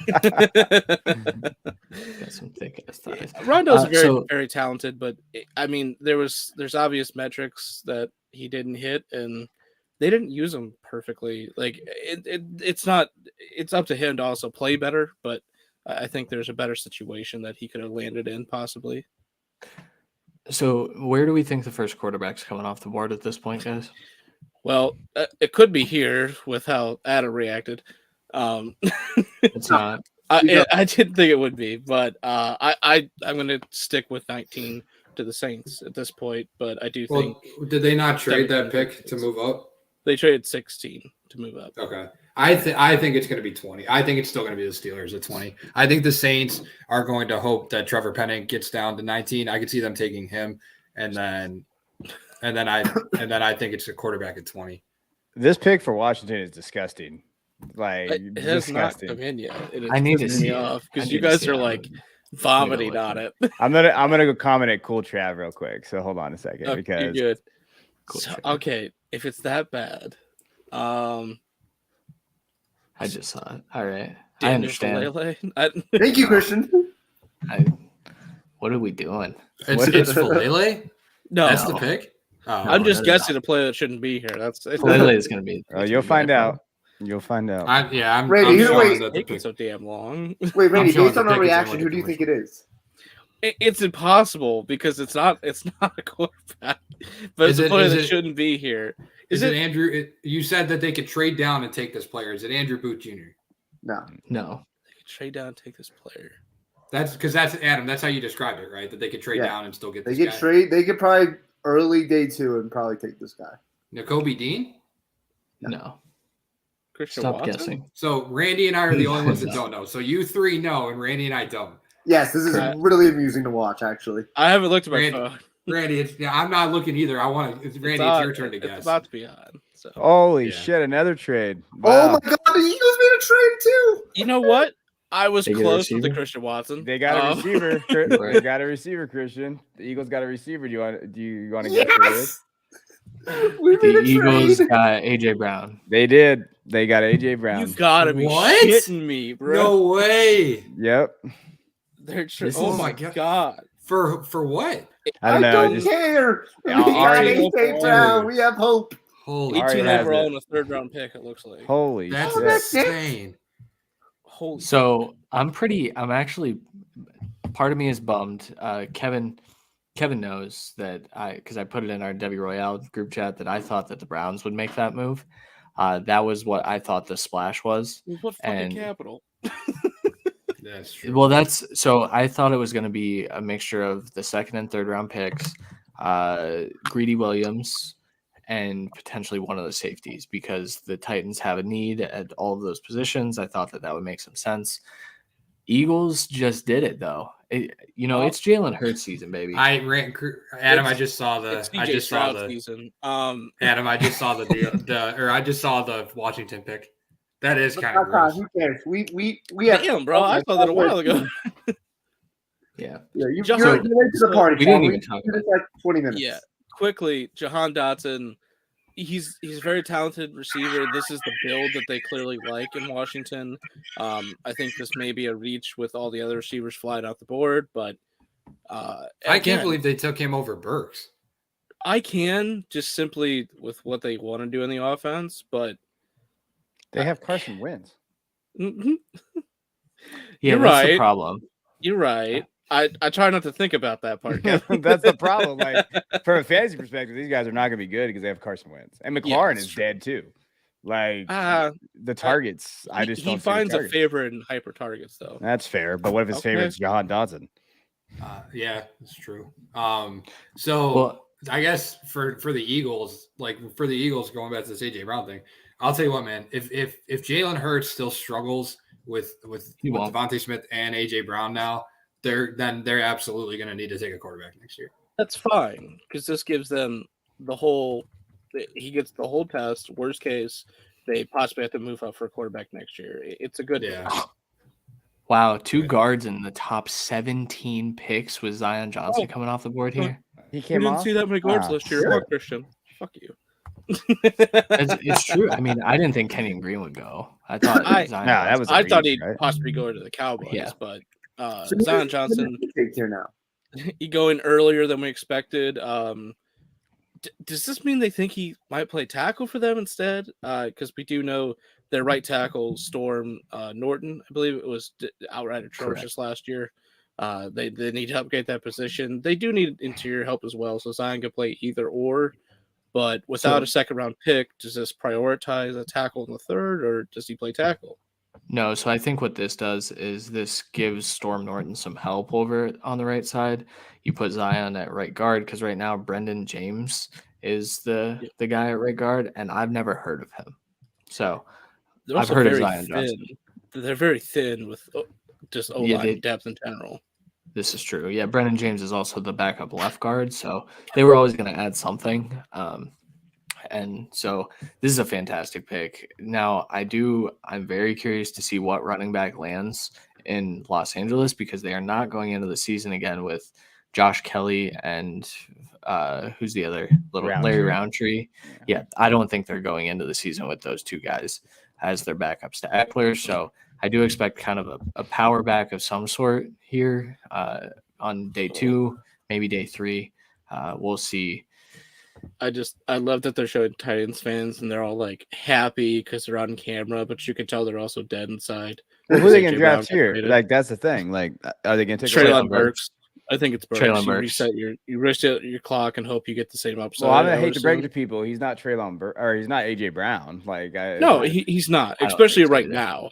I think that's your archetype model, but If I'm a Packers fan, I'm fucking fuming right now, man. No. To see Dotson No. go and knowing that this is going to be Burks and if you're knowing they're Aaron probably Rodgers, not you're going to fucking take fuming. and knowing that they're not going to, there's no way they take like a Christian Watson right now. Sky So Moore, there's baby. no hell with either of these picks that they're going to go wide receiver. Aaron And I- Rodgers has oh already my God. texted that he's retiring. No, I told you. He has. I told you in our mock episode. We talked about it. He put it in his clause that if they don't take a wide receiver in this draft, he's opting out of his contract. He had to have made that. They're about to have to take Calvin Austin in the first, so I don't think you. Like, Well, and I'm starting to feel worse as a Browns fan too because like now it's really Watson.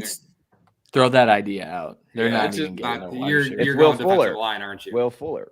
They're going to So, bring in Will. he's Yeah. still there. Yes. What's about to happen though is all that concern about Jordan Pickens is going to be thrown out the window. Yes, it is. Oh yeah. That's and true. George Pickens That's is going to true. go tonight. Someone's I gonna think. There's go no grab way his the ass. Packers. There's no way the Packers take him though. You The think? Titans could right now over There's- Burks. That's I true. think. I could There's see a him going chance- to the. I could see him going to the Chiefs though. I wouldn't Yeah. be shocked if Malik Willis goes 19 and like Pickens and Burks are still there. If the Chiefs try and trade up to get ahead of New England, but they're not picking a receiver, but Green Bay. You want to know a And crazy Baltimore theory now. I have? My theory is that maybe this isn't a wide receiver. Maybe this is Malik or Desmond Ritter. The Tannehill contract has an out after 2022. He obviously didn't play up to par. I gave them a quarterback later in this draft, so maybe they wait and they do that, especially with how the wide receivers are kind of flying right now. Maybe that makes more sense, but I don't know. I've also heard that they're obsessed with the Dude, interior Sleeper just offensive line ruined class. it for me. Sleeper They ruined are, it. but the top ones are gone. This could be Tyler Smith. Hey, I'll say Jermaine, they'd love did him. Jermaine get drafted yet? No, No. he No. fits. Man, he's falling like a brick. Yeah, Do he you is. guys want? Do you guys want to know who it is? No. No. So shut your mouth. This is the first time Sean before was all mad that he was the only one that didn't know the pick. I know. Now Now, he's the only he's one that pissed knows now. the pick. now he's just And now he's scrolling angry through that- Twitter. This fucking guy. No, Now I he's looked back. at my phone and Sleeper sent me the update and like because Sleeper keeps tweeting out who the picks are and it's bothering me. Sounds like someone I needs to gotta put their stop phone looking. on Do Not Disturb. Yeah, I know. Man, I'm so excited for Eagles fans. I'm so Thank excited you. for you, Adam. Like, I What? am, but Can I I'm get that sorry, upstairs? Kevin. I also Come on, still man. think you can't. I'm excited for Eagles fans that are realistic. That like, Jalen Hurts isn't guaranteed to be the guy because of this move. Like, Correct. But I think if you're realistic about that, you got to be ecstatic though, because with 2 first-round picks next year. Oh, and we and a just signed second- him to an extension. Let's Well, go. of course. Well, yeah, you weren't trading I him mean, without extension. Yeah, right. If you 4 want it years, out, 100 mil. But this way, worst case scenario, you have the weapons for the next guy, and I do think Hurts has a very good chance to be the guy. So don't get me wrong, but No more excuses for him. Like exactly, he's got to this go. is do or die. But he's got the weapons to do it now. And then my boy Miles Sanders. Is this and a day 2 running back soon? Is this the craziest draft we've ever seen? Because it's up there. it feels like it. I It's mean, the craziest we've had- offseason. the wide receiver position in the NFL is like, I don't know what it's going to look like in 5 years. Are teams just going to trade their guys after rookie deals and say, we're not paying you that, we can go get that, and then other bad teams trade for them and then extend them? I think wide receiver, running backs, we're going to see a lot of early extensions made to try and cheapen their markets and kind of like reset the timeline for it. But other than that, this is going to be the year that tells us if this is what the future will be or not, because will all these receivers work in this new situation? I don't think that's a chance that they're all going to work. But say Tyreek Hill just absolutely flatlines his fantasy value this year, doesn't do as well just in general. Our receivers that are tied to good quarterbacks going to just kind of shut up and take the $5 million less to stay with that guy. Yeah, but it's like $5 million average per year. I get it. No, per year I get, but I'm sure that the Chiefs offered something relatively close at least. Yeah. So have we seen this pick yet? Because I haven't, and I'm just Sean. Remember that? Just Sean. I just did. Yes. All right. Arrow nailed it. Yep, the 2 weeks. Traylon Burks. Yeah. Which isn't very it's whatever. To me, what it does, it resets your clock of when you have to extend the wide receiver room. It gives you a little bit more capital. But man, like from a fantasy perspective, though, I mean, I guess he's better than Olave, right? Because Dotson went to Washington, and he's good. He's at least going to get the targets. Now, Olave with Dotson ranking and McLaurin. Ranking these guys for fantasy is going to be hard. I'm glad we get to do that here in a couple days. Yep. Oh, it's going to be a fun week of rookie drafts. I'll tell you that. I'm excited to see where everyone goes at this point. So did the Saints keep 19? Yes. The Saints are on the clock. Kenny Pickett. No. If they take Kenny Pickett over Malik Willis, I will quit. With Jameis Winston, Jesus Christ, on contract for Jameis Williams, yep. I still can't believe the Browns got Amari Cooper for a 5th. Like looking at these. Okay, I'm about to leave now. He had to rub it in. Shit. In fairness, I just came across that tweet, and I forgot about true. it. Looking at my god! Did you see what the comparison for Traylon Burks is? Yeah, they immediately put Debo up there, which is no, they put AJ Brown. Oh, sorry. I have NFL Network doing Debo and ESPN doing AJ Brown. It's hilarious, actually. Oh, that's hilarious. Kevin, I'm sorry about that. I understand. Like, I'm with you. Like, I understand. Question for that, not about Amari Cooper trying to not be salt in the wound, but are you happy or mad that Traylon Burks isn't there for the Cowboys at 24? I am ecstatic. Ecstatic. I figured most Cowboys fans would be happy that he's not there because Jerry Jones was going to do that. That was absolutely going to be the pick. They're going to get Jermaine. Yeah. They're going to get Jermaine. Fucking love that. That would be a great pick. Where do you think the Patriots go, though? That'd be the only one that I'd be. Wouldn't the Packers maybe consider him at 22? Wouldn't the Packers maybe consider because they need an edge? Maybe. Yeah, and Baltimore would still consider him at 23. Baltimore's going to kill this draft. They're going to. They're going to. If they get Jermaine Johnson at Kyle Hamilton, I'm so done. Done. All right, guys, I gotta head out. All right, Adam. Thanks for joining. Okay. Bye. To me, this pick is Trevor Penning. It could be. I think this is Malik Willis or Trevor Penning. I don't think there's much maneuverability there. But What, I get they have Olave. they have Olave, yeah. They don't need safety necessarily. Like with how much Honey Badger wants to go back there, I think he'd rather just work out that contract, in my opinion. If you really want to go safety here, you don't really need edge necessarily. I didn't realize we're already at the 6 mark for wide receivers, which means that the 6.5 over hits easily. Yeah, easily. Sky Moore's about to be drafted right now. They got a lot. I've seen like the Packers linked to Sky also. Oh yeah. They don't draft that type of receiver, so I would be shocked. Yeah.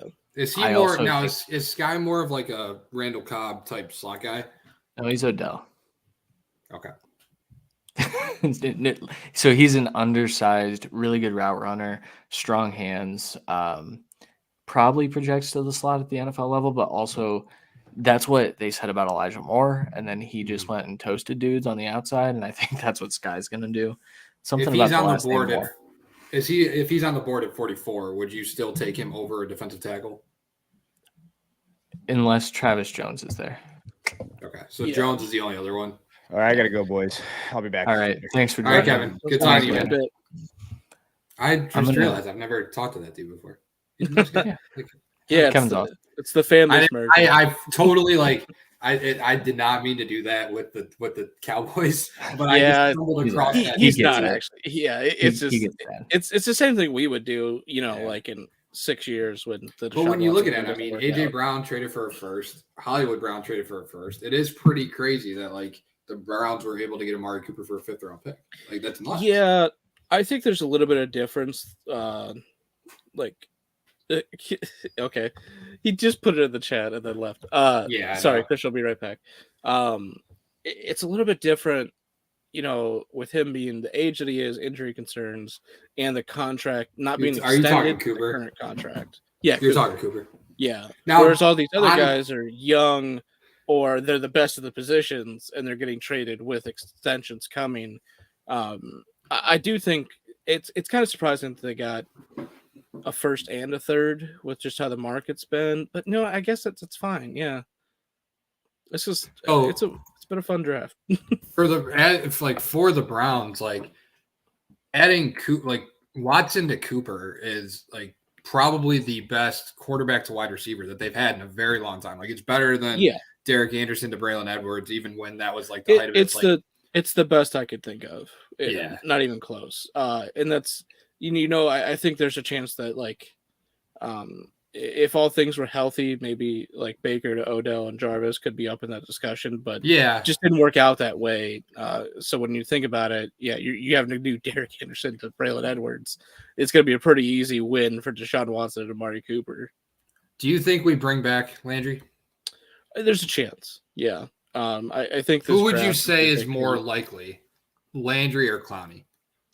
Clowney. Easy, just because he actually is worth the money, like that type of money. So since picking Trevor Penning here at 19, that makes sense. That's what I said. It's exactly what we said. It's because Malik Willis or Trevor Penning. There's no right because they got their receiver already, and I mean they weren't this. The Steelers have to take a quarterback here at 20, don't they? I think the value for them has basically it's either you take one of the safeties like Daxton Hill, or you could maybe I could understand Devontae Wyatt here. I could understand a corner as well, I guess I would get at, but once we're done with that, you're either reaching on an offensive lineman, possibly like Tyler Smith. I think he would fit, but Malik Willis is basically slapping you in the face here. I think your fan base would be happy with the selection because you didn't trade out for it. This has to be one of the longest drafts in recent history, where the to go 19 picks before a quarterback comes off the board. This has to be. I'd like to go back later on and do some research about when the last time a quarterback didn't go in the first 19 picks. Yeah, I think Christian talked about it was some odd years from the first 15 picks not having a quarterback. I'm sure first 19 is even worse. This is nuts. I mean, you're talking. there is a chance that he doesn't go 20 either. And if he Yeah, doesn't go right. 20, And there's a very large chance, right? And if you look at who else is on the board after them, Jesus, like, he's not going unless someone's yeah, I trading up. mean, it's honestly, it's if the Lions, if Malik Willis is still on the board at 32, then I do think the 32 Lions. Well, they traded that, right? 32 is Minnesota, yeah. So and they're not gonna. And there's no way. I don't think they're gonna take Malik Willis. They shouldn't, because they've kind of proven that they're like gonna be contending type of philosophy, not rebuilding. And they just re-signed Cousins. For another year, but like the Patriots aren't doing it. The Packers could do it, but they shouldn't. You think no, dude? They fucking could. Can you imagine what Aaron Rodgers would do if they take Malik Willis at 22? He's retired. There's no question. He's walked. Who is the yeah, I mean, Frankie, that's probably a really good chance, but especially like you said, because it was really down to the Saints and Browns, so that makes a lot of sense. But who is is it still Gunkhurst? Is he still the GM of the Packers? Yeah. So if that happens, if the Packers do take Malik Willis at 22, Aaron Rodgers is driving to his office or driving to the war room. He's storming in that room. He's taking his contract that he just signed. He is ripping that up. He's either ripping it up or he's bringing a lighter. He is setting that contract on fire. He's throwing like all of his Packers gear like on the floor, and he is driving to California. Yeah, and I get that they picked twice before the Chiefs picked twice, but with Baltimore now having somewhat of a hole at wide receiver, I think you pretty much have to take a receiver at 22 here, even though obviously Jermaine Johnson is the value, George Karlaftis is the value, but at what point are you not keeping him happy? And you traded away the best receiver in football already to make this team worse. I don't know how you can kind of get away with it to that extent. I mean, man, I really just want to see this pick, because I can't fathom this not being Malik Willis, but there is a chance it isn't. Christian, this Steelers pick has to be Malik Willis, doesn't it? You're muted. Can you hear me? Yes. This has to be Malik Willis. So it could also be Desmond Ridder. But it has to be a quarterback. It does not have to be a quarterback. It doesn't. So it could also be a corner. I think this could very well be a Kyler Gordon.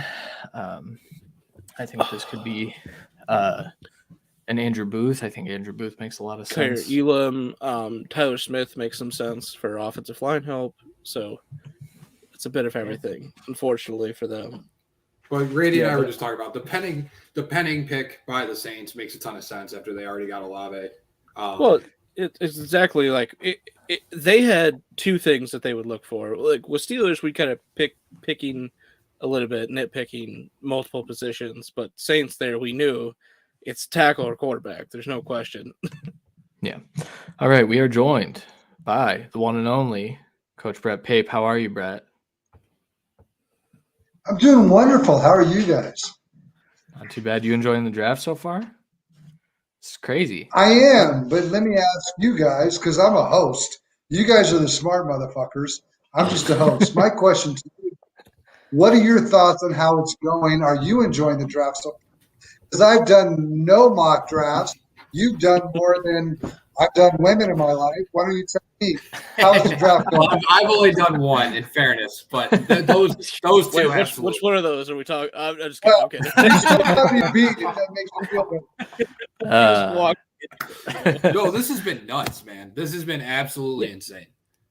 So, to me, what it's showing me is that the way the NFL evaluators and team builders are looking at the wide receiver position is going to be changed forever. And these wide receiver contracts have really made an immediate impact on how these teams are viewing the position coming out of school. Now, the craziest part to me is that there's a surplus of that position in this class, and really in every class. There are a lot of wide receivers, obviously.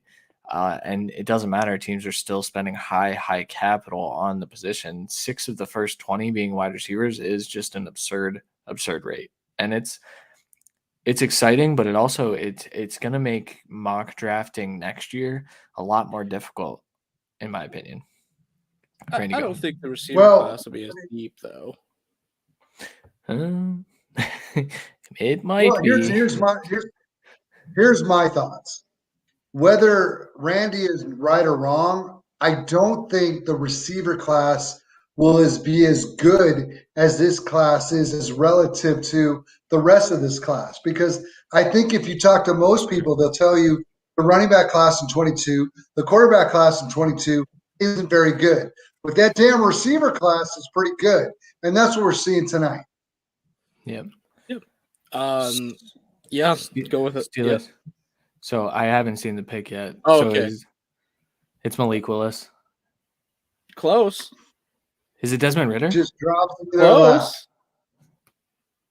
I'll give you a hint. He's white. Kenny Pickett? Kenny Pickett? What a terrible pick.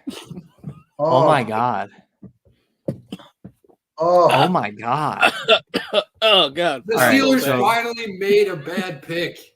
So I do want to put up our graphic here for Kenny Pickett, because the thing to kind of sit with is the consensus grade, and we have a 3rd round grade on Kenny Pickett between the two of us. Now it's close. It's the highest 3rd round you can have, but I'm a little speechless. Can someone else talk? Yeah. So I guess I talked about this earlier with Kenny Pickett, where there is some ceiling with Kenny, but I think he's more pro ready for a lot of the teams. But with a team that brought in a guy that they viewed as pro ready, like about to take over the team, possibly in Mitchell Trubisky, getting a guy like this didn't make a ton of sense to me. To whereas a guy like Desmond Ridder or Malik Willis with the ability to sit for part of the year was a little bit more feasible to them getting to win the job. Obviously, Kenny Pickett is going to be coming in trying to win this right away. I don't know if he does necessarily, but it's a hometown kid. We've seen this. I think this is the 3rd or 4th time this draft that a team has done this. Mm-hmm. He is a very good quarterback. I mean, he's not elite, but like he's a good starting quarterback in the NFL, just plain and simple. Yep, sure. It's a weird quarterback class, so we're not going to gush over them necessarily. Yeah. There's not these intense like traits that we see like with Malik Willis or the bigger arm. Like this is just a guy that just plays his ass off and makes plays. He did hyper target receivers, so perfect for Steelers. But I mean, when Malik, I feel like the Steelers are going to be in 3-4 years. I know, Christian, I know you're not completely sold on Malik Willis as a prospect, but I think the Steelers are going to be regretting who they chose right now. Oh, yeah.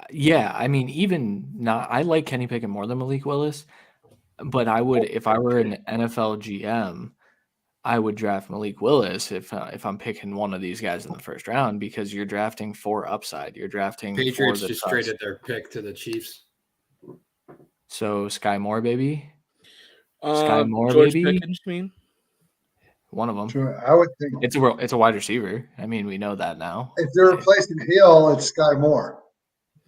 Yeah, I don't know what they're doing necessarily in that regard, because I think they're trying to go like a 3-man approach to basically replace Tyreek Hill as best they can, with Juju Smith-Schuster doing a little bit of the slot intermediate stuff. Valdez Scantling being the speedster deep threat, and in this case, George Pickens does a little bit more of the possession, but he is at this point, I would say he's the guy that has a shot to be a wide receiver 1 of a team where the rest don't. Just personally, yeah. So, based off of that, I think they're a good defense. It could be Jermaine Johnson. This could be Jermaine Johnson, 100%. This could be Andrew Booth, Trent McDuffie. Like any of those make perfect sense to me. I do think the corner spot to get ahead of Green Bay doesn't make a whole lot of sense, but also we talked about how Baltimore does need a corner as well, and they moved up quite a bit to get here. They did just see that they could have called they could have called the Packers first too. And What were the details of the trade?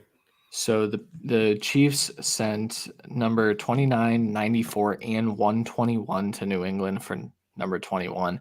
That's a haul for New England to move 8 spots in the 20s. That's absurd. And we know New England doesn't like to pick on day one anyways. So. Well, especially when they can pretty much get any kind of either linebacker or edge rusher, like really anyone they want with that, just moving down 8 picks. I can't believe Kenny Pickett was the pick there. We're still broken by that pick, unfortunately. Yeah. I mean, the craziest part to me is you've got Mike Tomlin saying, I really just want a mobile guy. Like, mobility matters. Kenny Pickett's a good athlete. And yeah, he's mobile. The fake slide, bro. Well, and he was a 9 on the RAS. Like, he's a good athlete, but and so maybe these teams are viewing Malik in a way that we also kind of viewed Malik, and that he is very much a project. So now the teams that need quarterbacks, we're done with that. There is no more of that. I guess because I was going to say the Lions at 32, but they're not picking at 32 anymore. Nor 34, so they can't even come up and get one. So did they traded both of those to get up to 12? Yes. They traded 32 and 34, and a 3rd round pick, I believe. So they moved up pretty intensely. So is there a shot that we just don't see Malik Willis draft? I mean, the Titans, I still think, could draft one. I think that's it. And Frankie, he's going to have to be. I think that's the reason why Malik Willis was the pick, because he can run around behind. And now they've invested in it. They've made it better, but and not to mention, they still have this. I mean, a lot of people, everyone who talked about drafting Malik Willis, so he's got to sit a year. So if Pittsburgh picked him, he'd sit a year. If this guy that they picked from Pittsburgh tonight, Pickett, they're going to sit him for a year anyways. So it doesn't matter. Trubisky was going to be a guy this year no matter what. Yeah. Yep. All right. Chiefs trade up for Trent McDuffie here. Something we got right in the Mega Mock. It's just a guy that makes sense for this team, who kind of had a lot of secondary people leave. They obviously kind of replaced Tyrann Mathieu with Justin Reed, but this really beefs up this cornerback room that was a little bit destitute of late. But they've had a lot of success with high IQ players that aren't necessarily like the ultra tall, ultra arm length guys. So Trent McDuffie should have a lot of success here to a Super Bowl contending team. I think this is smart. But again, it's the same thing we just kind of went over. You jumped up to get a corner here when there's multiple teams that could go wide receiver. I know wide receiver isn't a value here at this point, but still.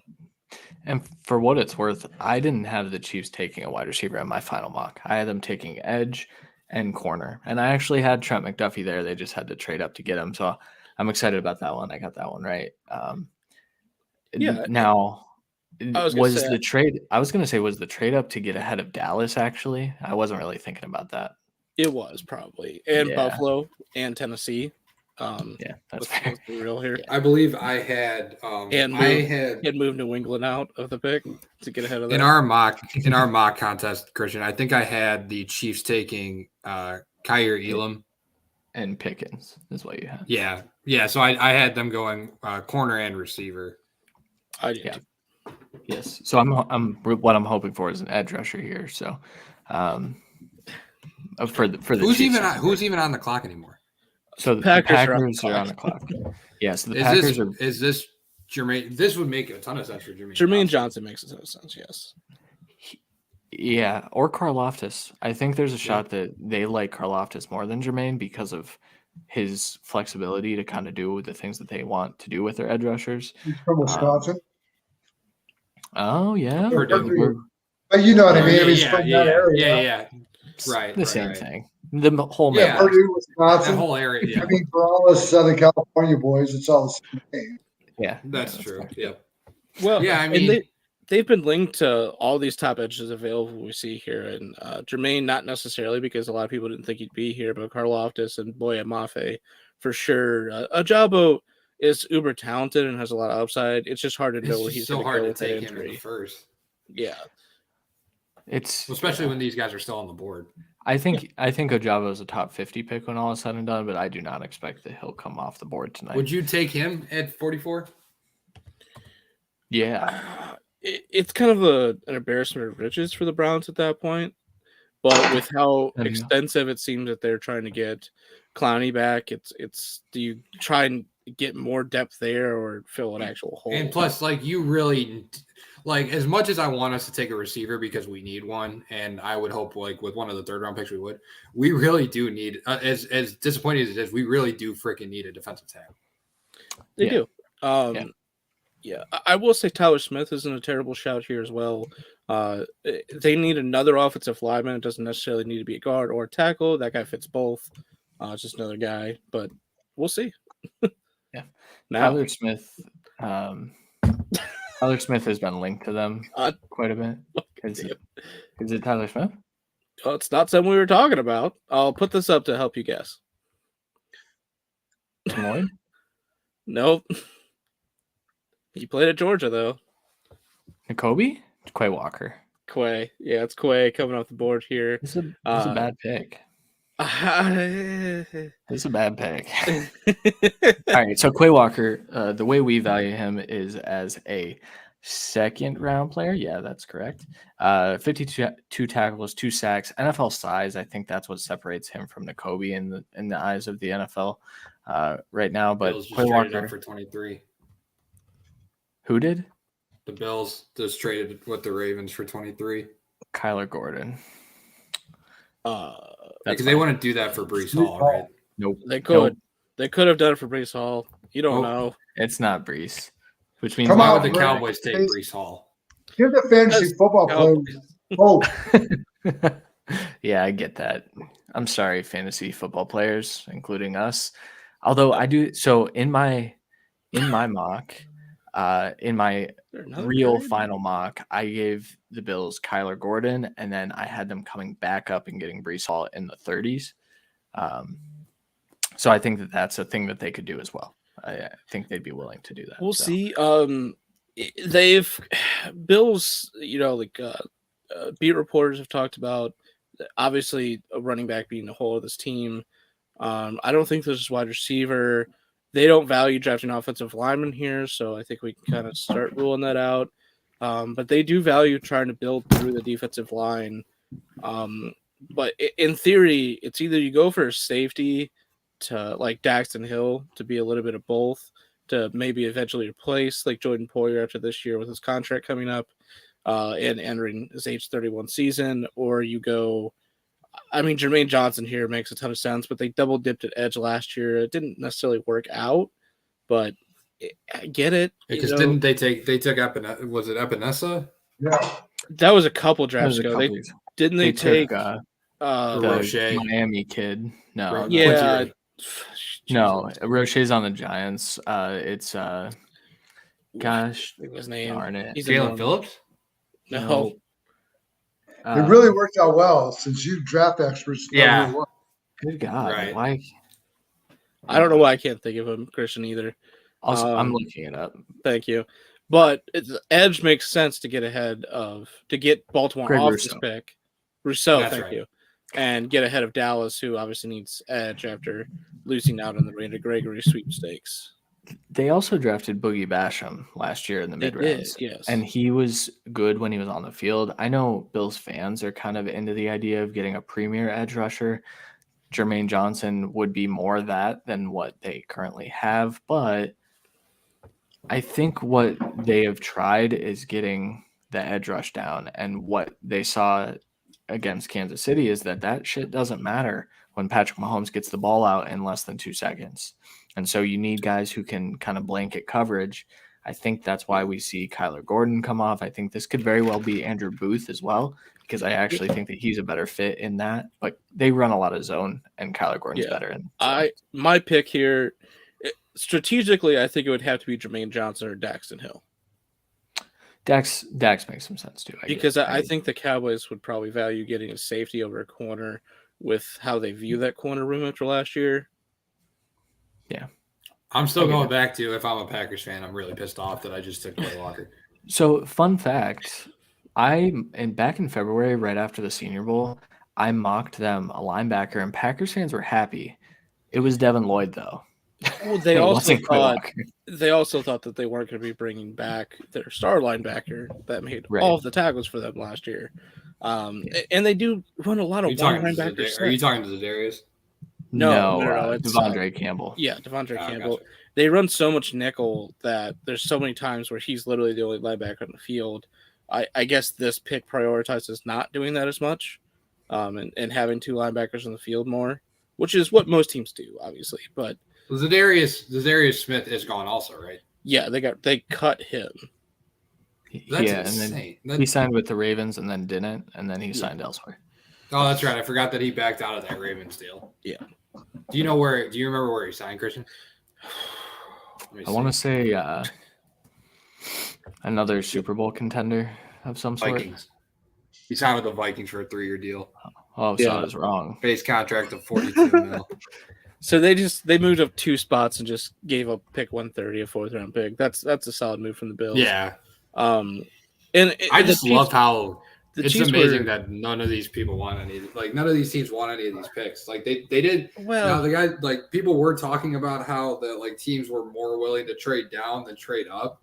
But like, how do you judge? Like, I don't know how you judge that because like obviously the Commanders traded down, the Ravens traded down, but at the same time the Lions traded up, the Eagles traded up. Like I don't know how you can really judge which was more.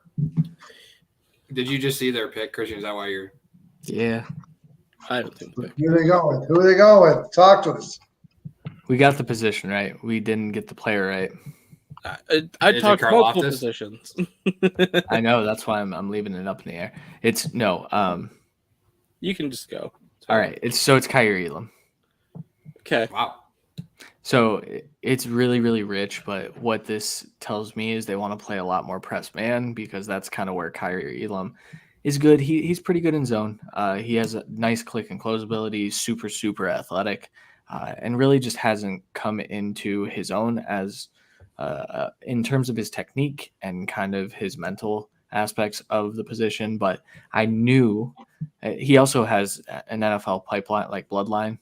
So he was going in the first round. We kind of knew that. I think we all mocked it that way.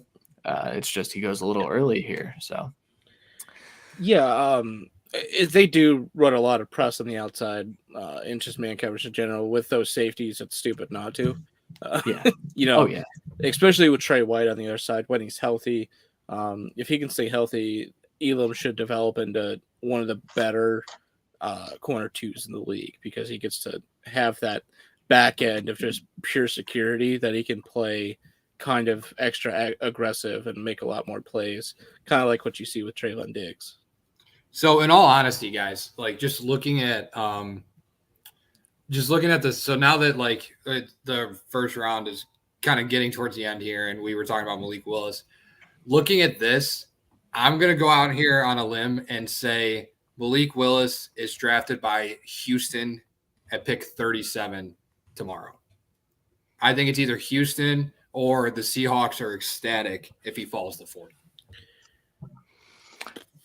Could be the Giants. Is there right before? Is there another trade I'm missing? No. Okay. No. But we are missing one coach. Until now. Yeah, I did it. Hey! So, Bruce, how are you? What's up, guys? I figured now is the time to come on when the Cowboys are on the clock and I'm nervous as fuck. Yeah, this is the time to do it. Might have another Cowboys fan hop in nervous as fuck too. With Kevin, I don't know when he. Oh, that's right. Yeah. Yeah. We kind of talked about a lot of possible Cowboys targets and coming off the board.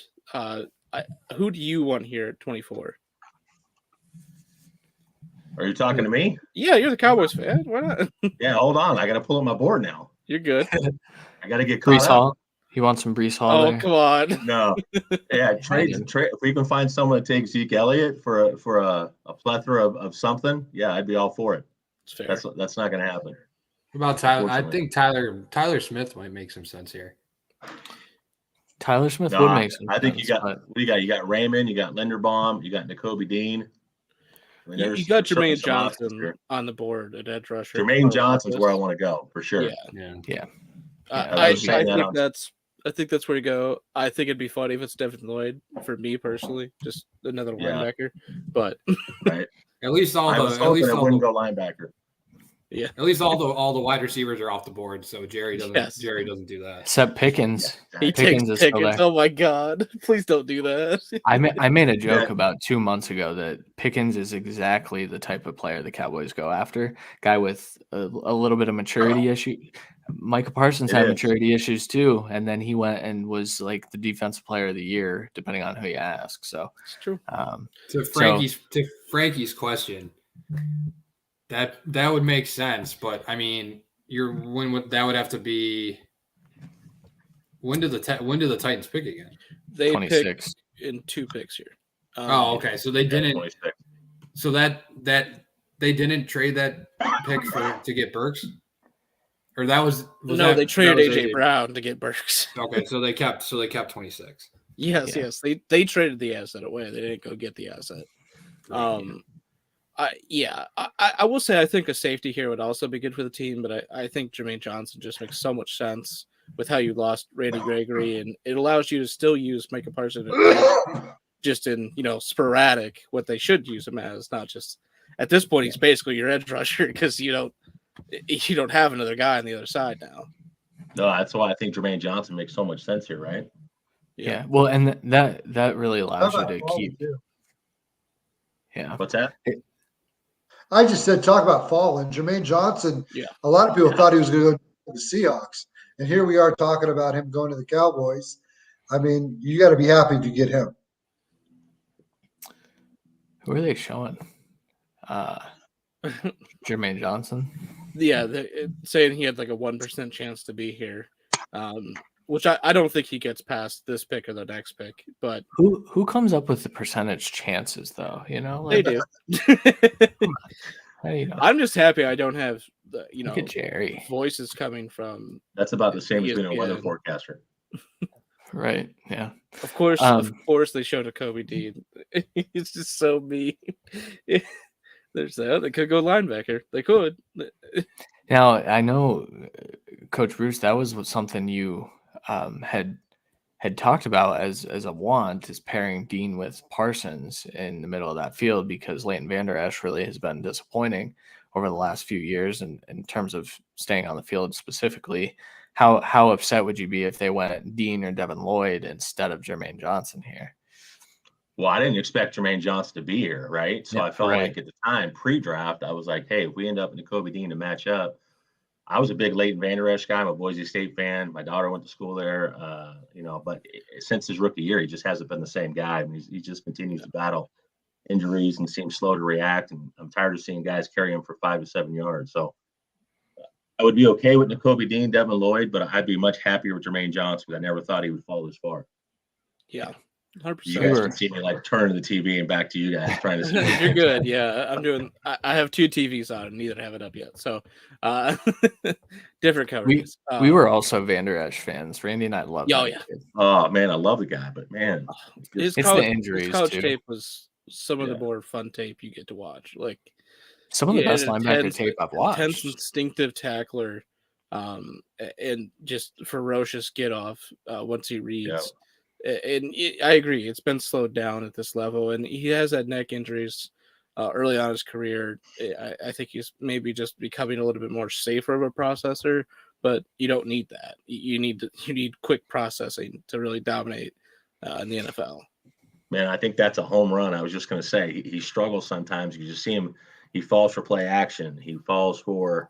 He takes a step towards the gap in the run game to find out it's play action, and he just seems to never be in the right spot at the right time. He's playing catch up. It's just watching him on film is tough right now.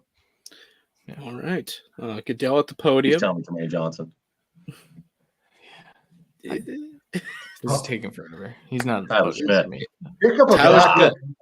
Just to piss you off. Tyler Smith, which we talked about a little bit.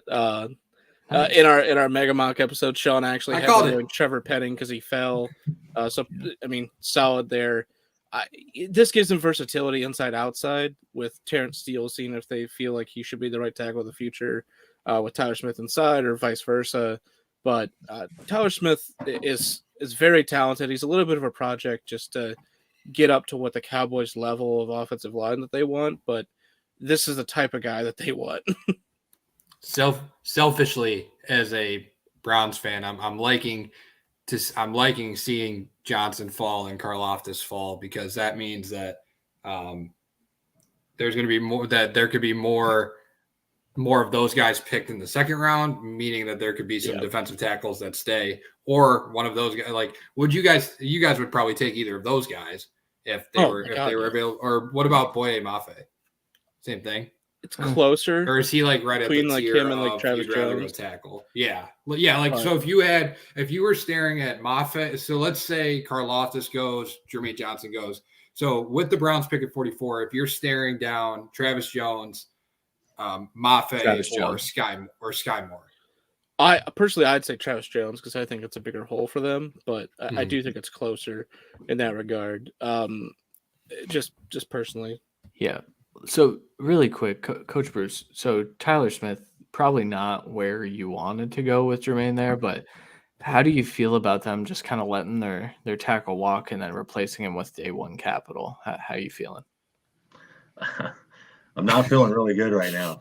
Yeah. I feel like it's you reach for a position. I feel like there was a drop off after the top 5 offensive tackles. I think now you're looking at projects or guys that didn't play against great competition that, could have some good upside. But I felt like the right move, there again, Jermaine Johnson falling that far, and you were able to take Micah Parsons and make him a move back or off the ball is much better in my opinion. If you got to use him in the rush game, great. The guy obviously is very skilled at that. And you can move the guy around and make the offense guess a little bit. But it's not. I was not a big Tyler Smith guy. I think he looks. You guys know more. You guys break down way more film. I do not watch offensive linemen on film, so I'll be the first guy to say that. I know. It's fun. That's what I hear, man. That's what I hear. The big hog mollies, but it's not sexy, but it's certainly needed as an offensive guy. But I just felt like Jermaine Johnson there. That's the play. So Tyler Smith, to me, if he hits a ceiling, there's a chance he's the best tackle in this class. But the problem is he's still such a work in progress. Like, the footwork is bad.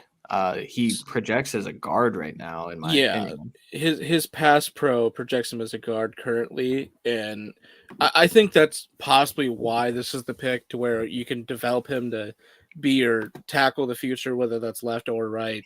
But you basically have a left guard starting for you right now that you showed wasn't good enough to start for you last year for the Cowboys. And you let your other guard walk, and you let a right tackle walk. So I think it's smarter to bring in. I agree. Jermaine Johnson should have been the pick, just best player available wise. But this way, it gives you at least your offensive line is in theory set. The Ravens are still going to have traded going in the draft. I definitely wanted offensive line. Yeah, I felt like it wasn't the sexy pick, but if the right guy fell, it's a Trevor Penning or it's a even an interior lineman like a Kenyon Green. It's kind of what I was hoping for. Yeah, it wasn't the sexy pick, but I felt like it was what we needed. I mean, I look back at 2016 when you had Zach Martin and you had Tyron Smith and you had Travis Frederick before he had to retire due to the deal that he had, the health issues that he had. And I get what you're saying with Tyler Smith being a swing guy, a guy that can play inside or outside, and it gives you versatility. It gives you more depth, but man, it's not a sexy pick at all. Man. At a point, coach, you try and fit the pick. You try and swing it how they're going to swing it. How it goes. Jeff, I mean, what is that? 7 offensive linemen now that have gone. I think it's 6 receivers, right? 6 receivers. 6 receivers. 7 or 8 offensive linemen. Yes. 2 guards, 7, 5 tackles, 7. Yeah, you got some interior linemen. Yeah. Jeff, you weren't with us for the Bills pick, but they traded up and got Kyrie Elam. How do you feel? I'm fine with it. I don't know. I kind of wanted Jermaine Johnson too. I think Elam was probably higher on their board than I imagine he was above McDuffie given the scheme that they run. And I think that obviously that corner was a need in their defense with Wallace leaving. I mean, if he hits his ceiling, that brings that entire defense up a level from where it was with Trey White coming back. And so I think that was one of those that it wasn't I don't know. I kind of feel like, Coach, it wasn't the sexiest pick that you're going to have, but it was one of those that it was a need within the scheme. And, you know, maybe even long term, he could take over and in Trey White's kind of position. You know, I don't know. I feel like I'm getting old because I feel like Trey White's starting to become an older player instead of being that young franchise cornerstone that he was.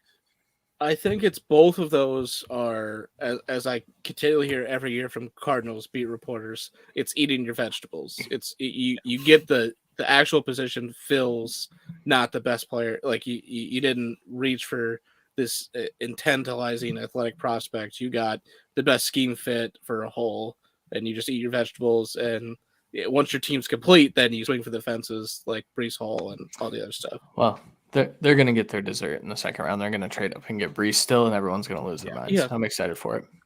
The Ravens are still going to end up with Jermaine Johnson. Who's going to trade up? The Bills. The Bills. Oh, okay, gotcha. I think the Bills will. I imagine Elam was probably the corner 3 on their board, I would think. Maybe even 2.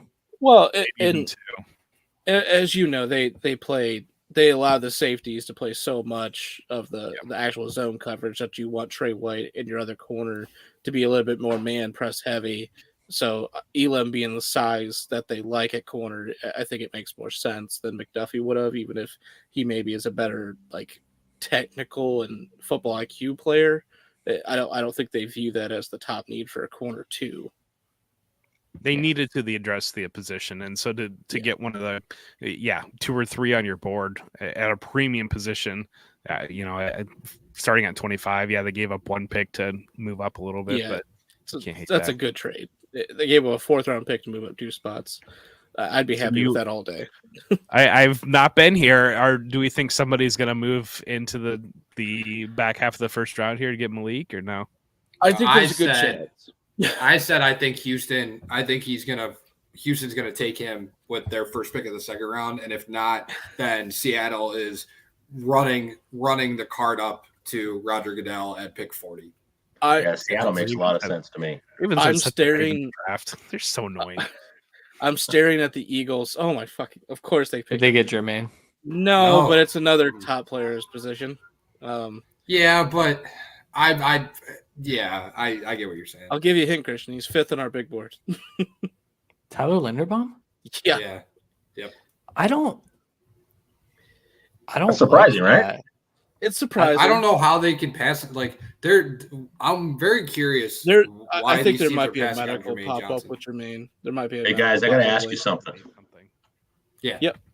Is there a video out there of Jermaine Johnson smoking some weed or something with a mask on or something? It could be. That's what I was just saying. There has to be some medical pop up really late, because that's the only thing that explains these kind of falls. Just like last year with like JOK just falling in the second round for the Browns. We're just sitting here like, what's the issue? Why is Jermaine Davis going? Why is it not him? I mean, it's not like the Ravens didn't need center. Jets just traded back into the first. Yeah, Jets. Who did? Jets. Jets. If they take Malik Willis, I'm going to laugh so hard, but it's not him. I'm just saying. This is probably Johnson. Johnson, I'm sure. Yeah, I know.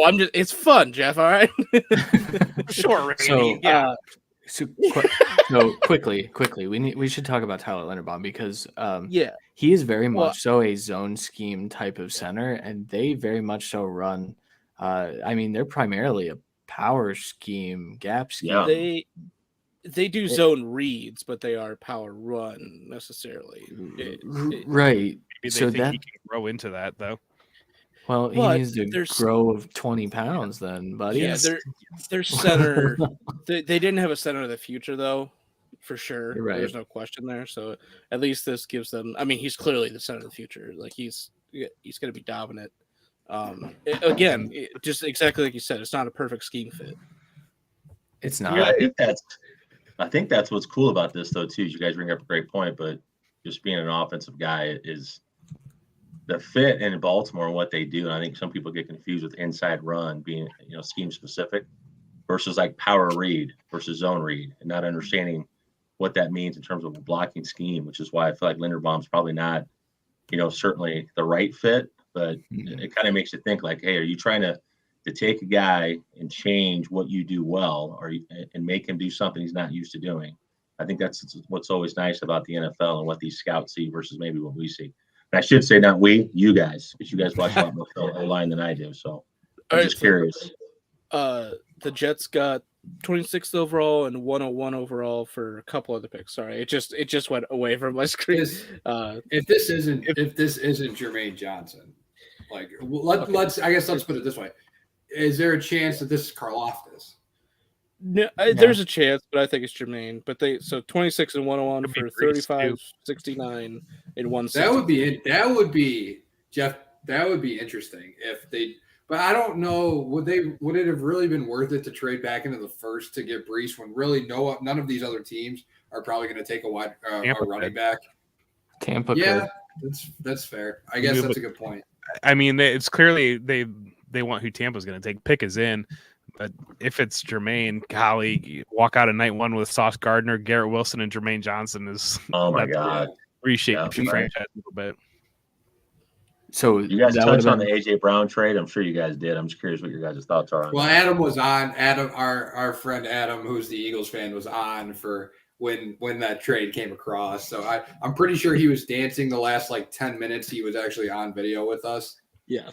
And then he left. So we talked about how, wide receivers and their contracts are just changing how teams are viewing this entirely.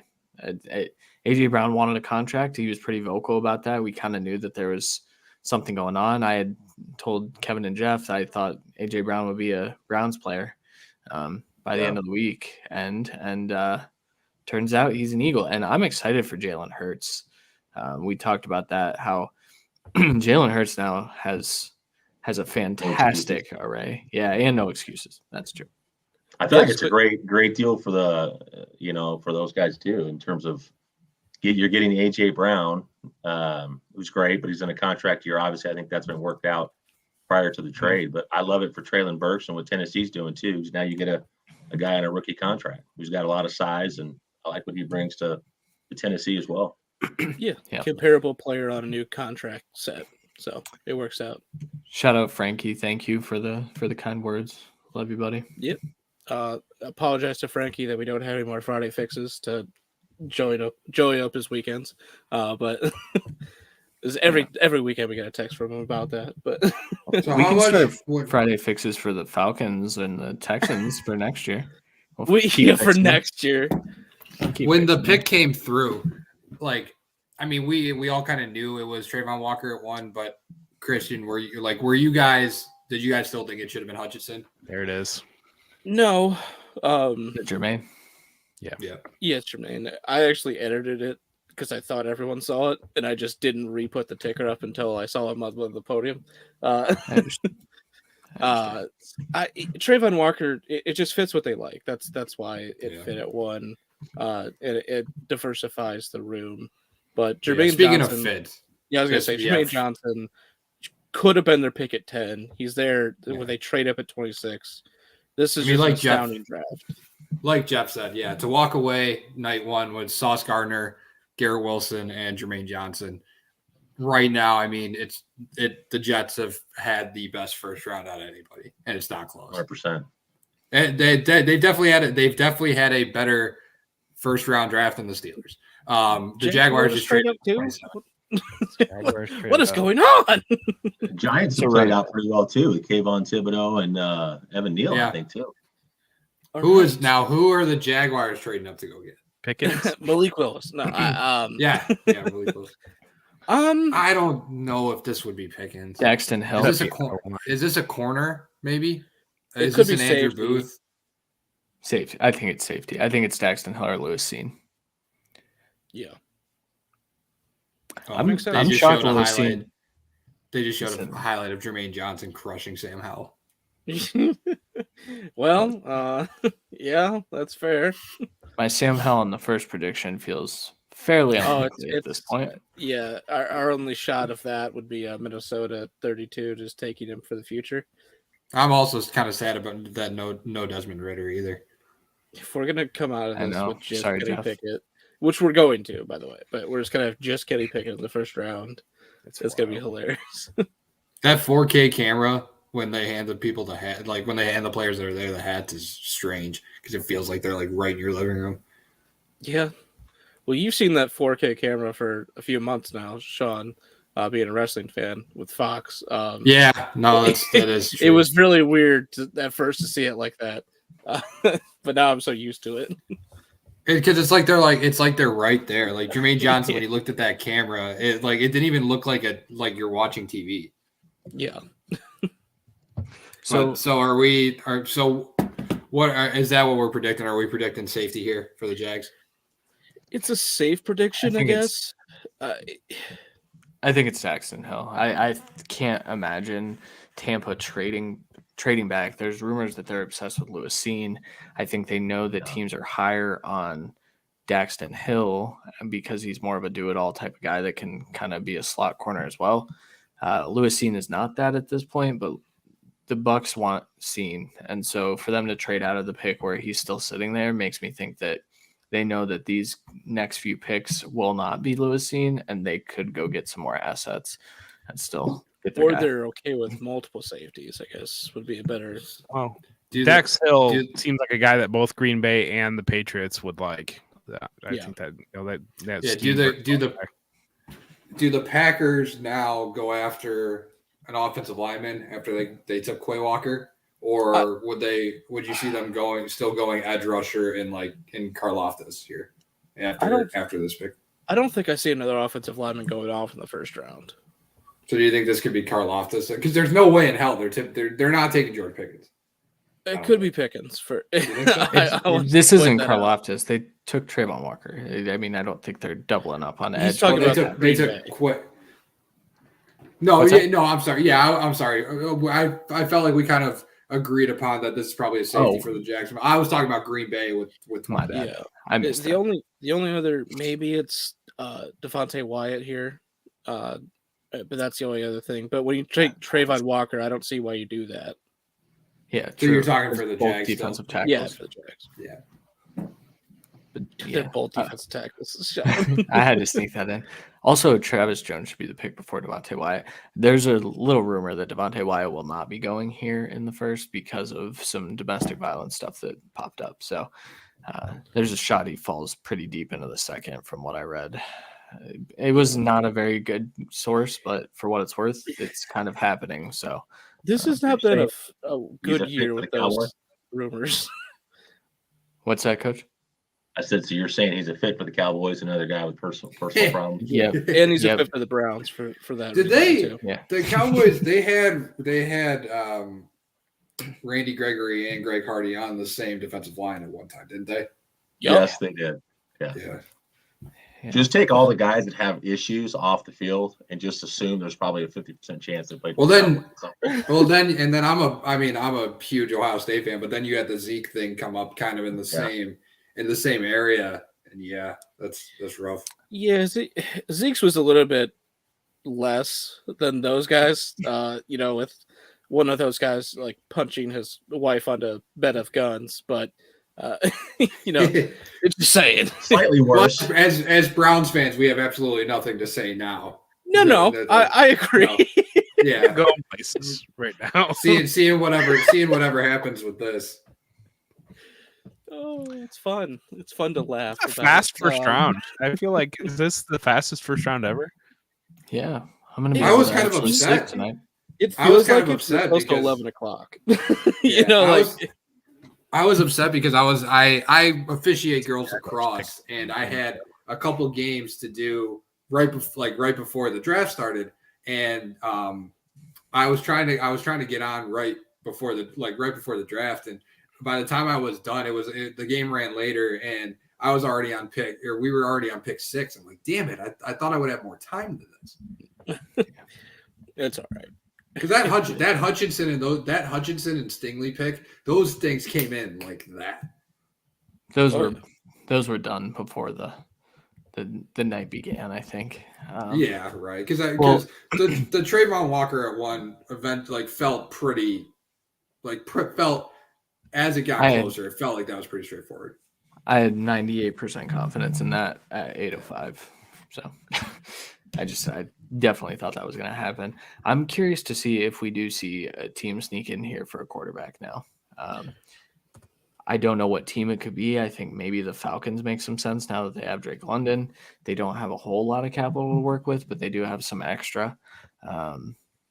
And, you know, here's the thing, though. I've been posing the question, do we think that teams are looking ahead to 2023 at this point and saying this quarterback class is not it, and we are smart and we know that? I didn't give the NFL enough credit, I guess. Well, I think are they going to lose games on purpose for an entire season? Yeah. I mean, because the only they kind of have to get those guys. Well, these quarterbacks getting drafted, you know, like like oh yeah. Well, my problem with that, Christian, is like, it's probably it's probably a deeper class too, but a lot of these teams aren't going to have a shot at CJ Stroud or Bryce Young anyway. And like our quarterbacks 3, 4, 5 next year, are they better than Malik Willis or Desmond Ridder?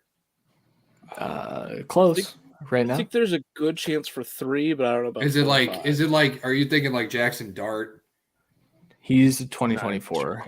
So Spencer Rattler could have a bounce back year. I think that there's a good shot that NFL teams still value his tools. Where did he go to? South Carolina.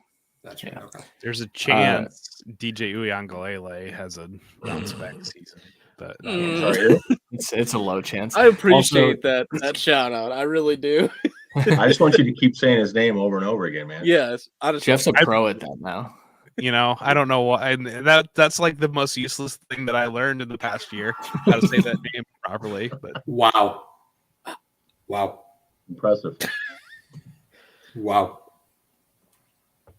Who is it? Well, Devin Lloyd. Yeah, they cut Miles Jack and got rid of Miles Jack. And look at Christian Spence. And overspent at linebacker for a little bit smaller guys. They get slightly bigger guy here in Devin Lloyd. I love Christian's reaction. Yeah. Yeah. All right, I have a new ticker we have to put up. I think he's speechless. I think Christian's speechless. He's almost as speechless as he was for Kenny Pickett. That's a ridiculous pick. Yeah, did you guys talk about the Kenny Pickett deal? I want to know what your thoughts are on that one. We did. We were speechless for a bit. Yeah. I was happy as a Browns fan. I was happy that the Steelers finally made a mistake in the early rounds of a draft. Yeah. Yeah, Trent Baalke's I mean, first off, Devin Lloyd is a good player. Like he's a really good linebacker. It's just you second cut round, your though, best right? linebacker. You've cut 2 linebackers over the last 2 years that were paid heavy, or your best linebackers in general, and then you overpaid for a little bit of a smaller linebacker. And that's awesome. Oh God, I'm not going to pronounce that name right now. When you look at what the Jets did now with Sauce Gardner and Wilson and Jermaine Johnson, and compare that to a team that had the first overall pick and took Trayvon Walker and now traded back into the first round to get Devin Lloyd. That's not good. When you look at those 2 guys compared to what the Jets did. They are talented Jaguars players. to the east and the Jets to the south. Yes. I vote for NFL realignment because none of the divisions make sense anyway. So geographic realignment can be done. I agree. And the USFL and XFL have to be good, so we can Packers have, pick came in quick here. Relegation system where they get relegated. Yeah. So now is Miami to the south, the Ravens to the east, and the Colts to the north. And you're done in the AFC. That's all fixed. Then Dallas can go to the south, and you can put Carolina in the east. Done. Yeah, how is right? Why is Dallas in the east when Houston's in the south? Yeah, why can't we put Dallas with Arizona Cardinals and go back to the old school NFC East? No, put Dallas with the Saints and with the Falcons and with the other team that's in that division, the Buccaneers. There you go. Do you guys think that this is Daxton Hill? I don't know at this point. I'm just saying words right now. I'm talking about. I forget who they took at this point, John. They took Quay Walker, so this could be George Karlaftis. This pick came in quick. I would say probably Walker or Karlaftis or maybe Pickens. What, Christian? I can see baby. Pickens here. Sky Moore. Yeah, you guys like Sky Moore here at all?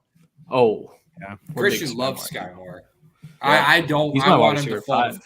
I want him to fall to 44. That's why I'm saying. I hope it's not. There you go. I don't know if he makes it past Kansas City at 30. Yeah. But I also, I didn't think that they were taking a wide receiver as I headed into this. I think that could still be Karlaftis. I think there's a shot that Karlaftis falls out of the first round, which is stupid to me. Yeah, there could be, but he has range for these next few picks. I don't think Cincinnati needs him, but I get maybe you think he's an upgrade for future, and maybe you like Sam Hubbard and stuff like that. You move on, but yeah, Minnesota could use edge, but they would then be trading away. Oh boy, Hunter. Yeah, Daniil Hunter, which they talked about doing. Oh, so there's I was gonna say, Randy. To your point, the Packers green room looks pretty excited about who they're picking. Just saying. Yeah, Randy made that.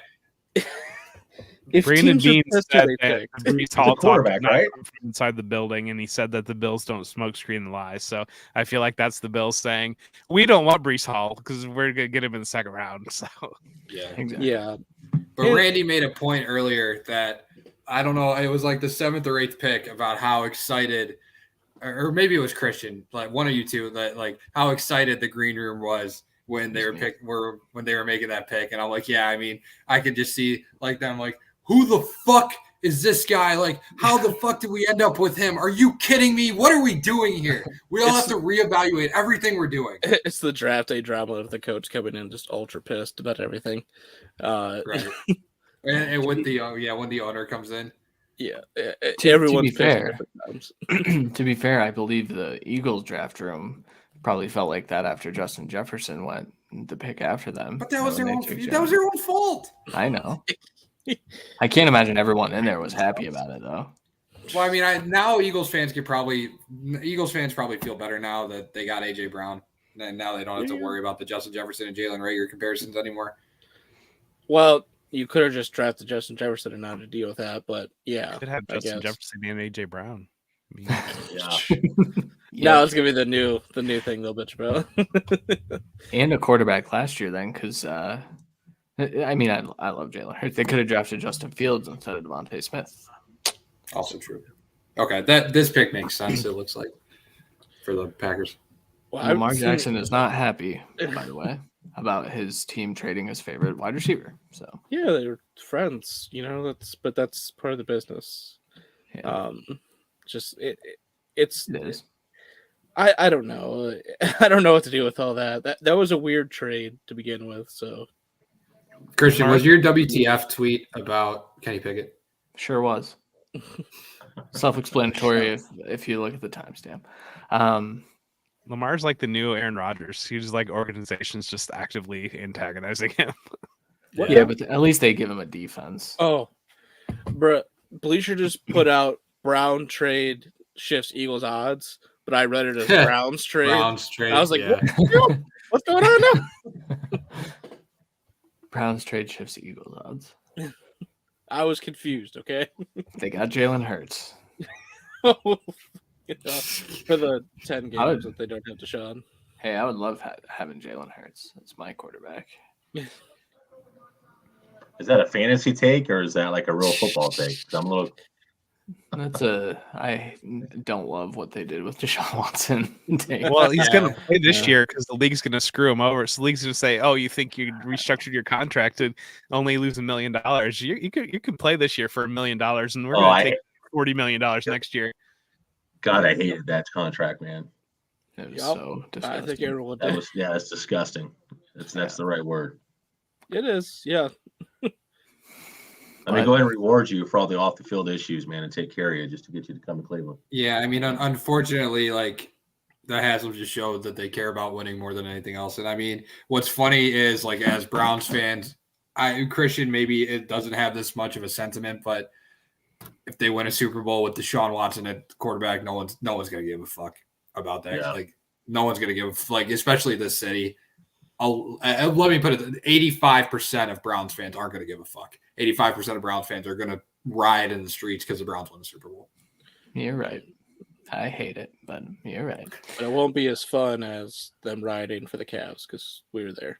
I was there too. That was awesome. Yeah, The pick is in. Has everyone seen it? Yep. Devontae No. Wyatt. I like it. Devontae Wyatt. Oh, Devontae Wyatt. So So Christian, that's go. funny to me. So everyone's been saying, "Oh, the Packers don't take guys with character concerns." Never. Well, here we are, and Devontae Wyatt is. And they still have not taken an offensive skill player in the first round. They won't. Yep. They could actually take a running back next round just to piss him off even more. This is unbelievable, man. A They bunch of double fifth-round tap Georgia wide boys. receivers. Yeah. At two different Patriots levels pick us here. in too. Patriots I took, mean- you know who they took? Quay Walker and Devontae Wyatt now. They need rotational help at worst at D tackle. Obviously, Kenny Clark is really good as a nose tackle, but there was a lot of times last year that Lancaster ended up on the field and they just got exposed up the middle. It erases that doubt. But he did have a little bit of a late breakout. We kind of quell a lot of that stuff for Bama most years with those players. I think we should with a lot of these Georgia defensive players this year with how insane this team was. I feel bad for Aaron Rodgers. It's just insane, man. The Patriots Like, took what do you the most think- Patriots what do you- pick imaginable. Like, what do you think they pitched? Like, The picks they already had in for them. to pitch to him Yeah. when they brought him back in. They had to have said something about, like, "Hey, we're actually going to go do this." You know, like, hey, we're actually going to go get you some more. Especially, like, how do you explain this to not only Packers fans but to like your like internal? You got rid of the best wide receiver in football and didn't replace him with any kind of skill player. And you're going into after the first round, you're going into the season with Alan Lazard. Yes. They not step up and beat that AJ Brown trade. Yeah, I mean, that's they might the one hurt, that you but- got to be more pissed about, I think. There's should- no like you yeah. guys don't think they get Debo, do you? Yes, I do. No, they definitely took a Devo, in my opinion. Oh, I do. I think they're gonna. Well, What maybe in not. the fuck, Jeff? If What- that's what the is right pick for the Patriots, I swear to God. That's the most Patriots pick imaginable. I That's know, exactly but it's you so know. early, bro. That's exactly what Bill Belichick would do. That's So- exact. Who? There's Andrew Booth at the bar. At the end of the day, too, guys. Like if the Browns would have stayed at 13, seeing those wide receivers go 1, 2, 3, 4 right before them would have made me cry. The Patriots Yeah. took Cole Strange, so Yeah, You're that's what I saw. joking. No. Chattanooga.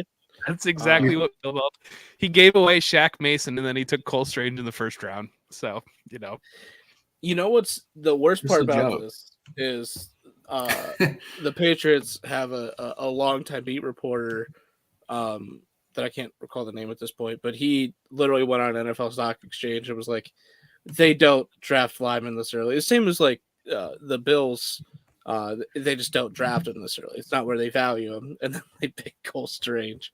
I mean, come on. that's the most Bill Belichick pick he could have been. I still don't believe you guys. I I'm got a not sleep joking. notation on it. I'll believe it. I mean, not that I think you're liars. I think you're playing a cruel joke on me. Cole We Strange could- is not a there- first round player. What are No, we he's not. doing? I mean, we could have a joke played on us if we're being realistic, but I would expect hope that to be for- the truth. And No, I saw it from not Sleeper. I saw it from somewhere else. So I imagine that was.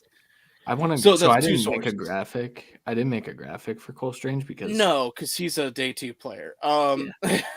didn't have to worry about that. Turns out I did. So here are my thoughts on Cole Strange. I have him graded as a. Hang on 1 second. Fourth round player. True. I know I was low on him, but that's kind of where he doesn't have the play strength. I don't think to be successful early. He needs to add weight. He is active, but also, again, not a scheme fit. They don't really run outside zone. He's a guy that can get out and move. They run a lot of gap blocking schemes, especially with the current state of their running back room. They don't have a guy that I think can run zone a whole lot. So those are my thoughts.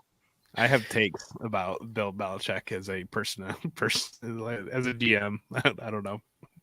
I mean, he's not had a very good run. Last year was good, getting Christian Barmore super late for what we valued him at. Who did they take in the first? Mac Jones. Never mind. Mac Jones. And, they killed it last year, though, in round one. So yeah, it was a good pick for what they needed. I had him as a 3rd round grade, to be fair. But still, it's a 3rd round grade. Our consensus would have been a 4th because I have a low 4th on him. Yeah, I have a lower 3rd for sure, but yeah, he does a lot of stuff well. He was going to be one of the premier interior offensive linemen of day 2. I mean, especially with how this board went, with every interior offensive lineman of the top 3 gone, 5 tackles gone. He was going to be throwing up boards, but this is way up the board. What this tells me is that they plan to take Zion Johnson or Kenyon Green.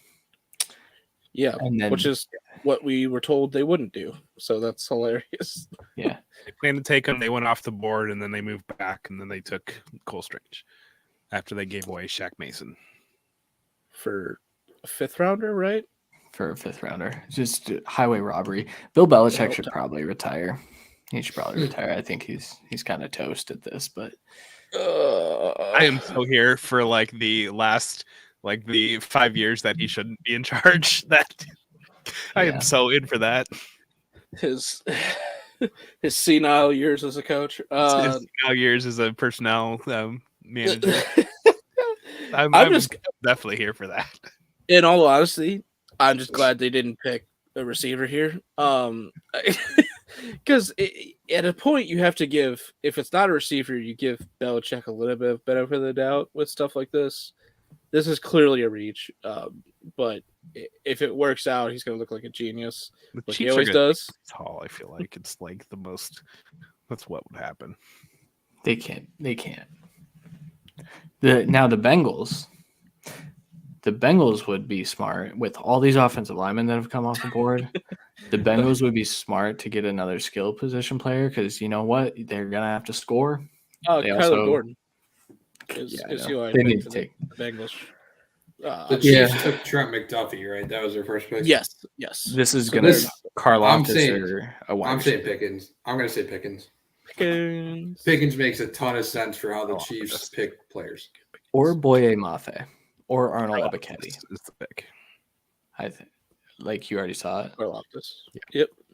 Okay, that's fantastic. I got both of the Chiefs picks right, so I am the best. I had them going. I got them. I had them going with Karlaftis, and I had them going with Booth. So they went corner. So at least I got edge and corner right. Yeah. I also thought Karlaftis would have been off the board by now. So. I think that changes. The edges I was thinking would be like Mafe or Ojabo. So while I did actually originally have that, I was like, well, yeah.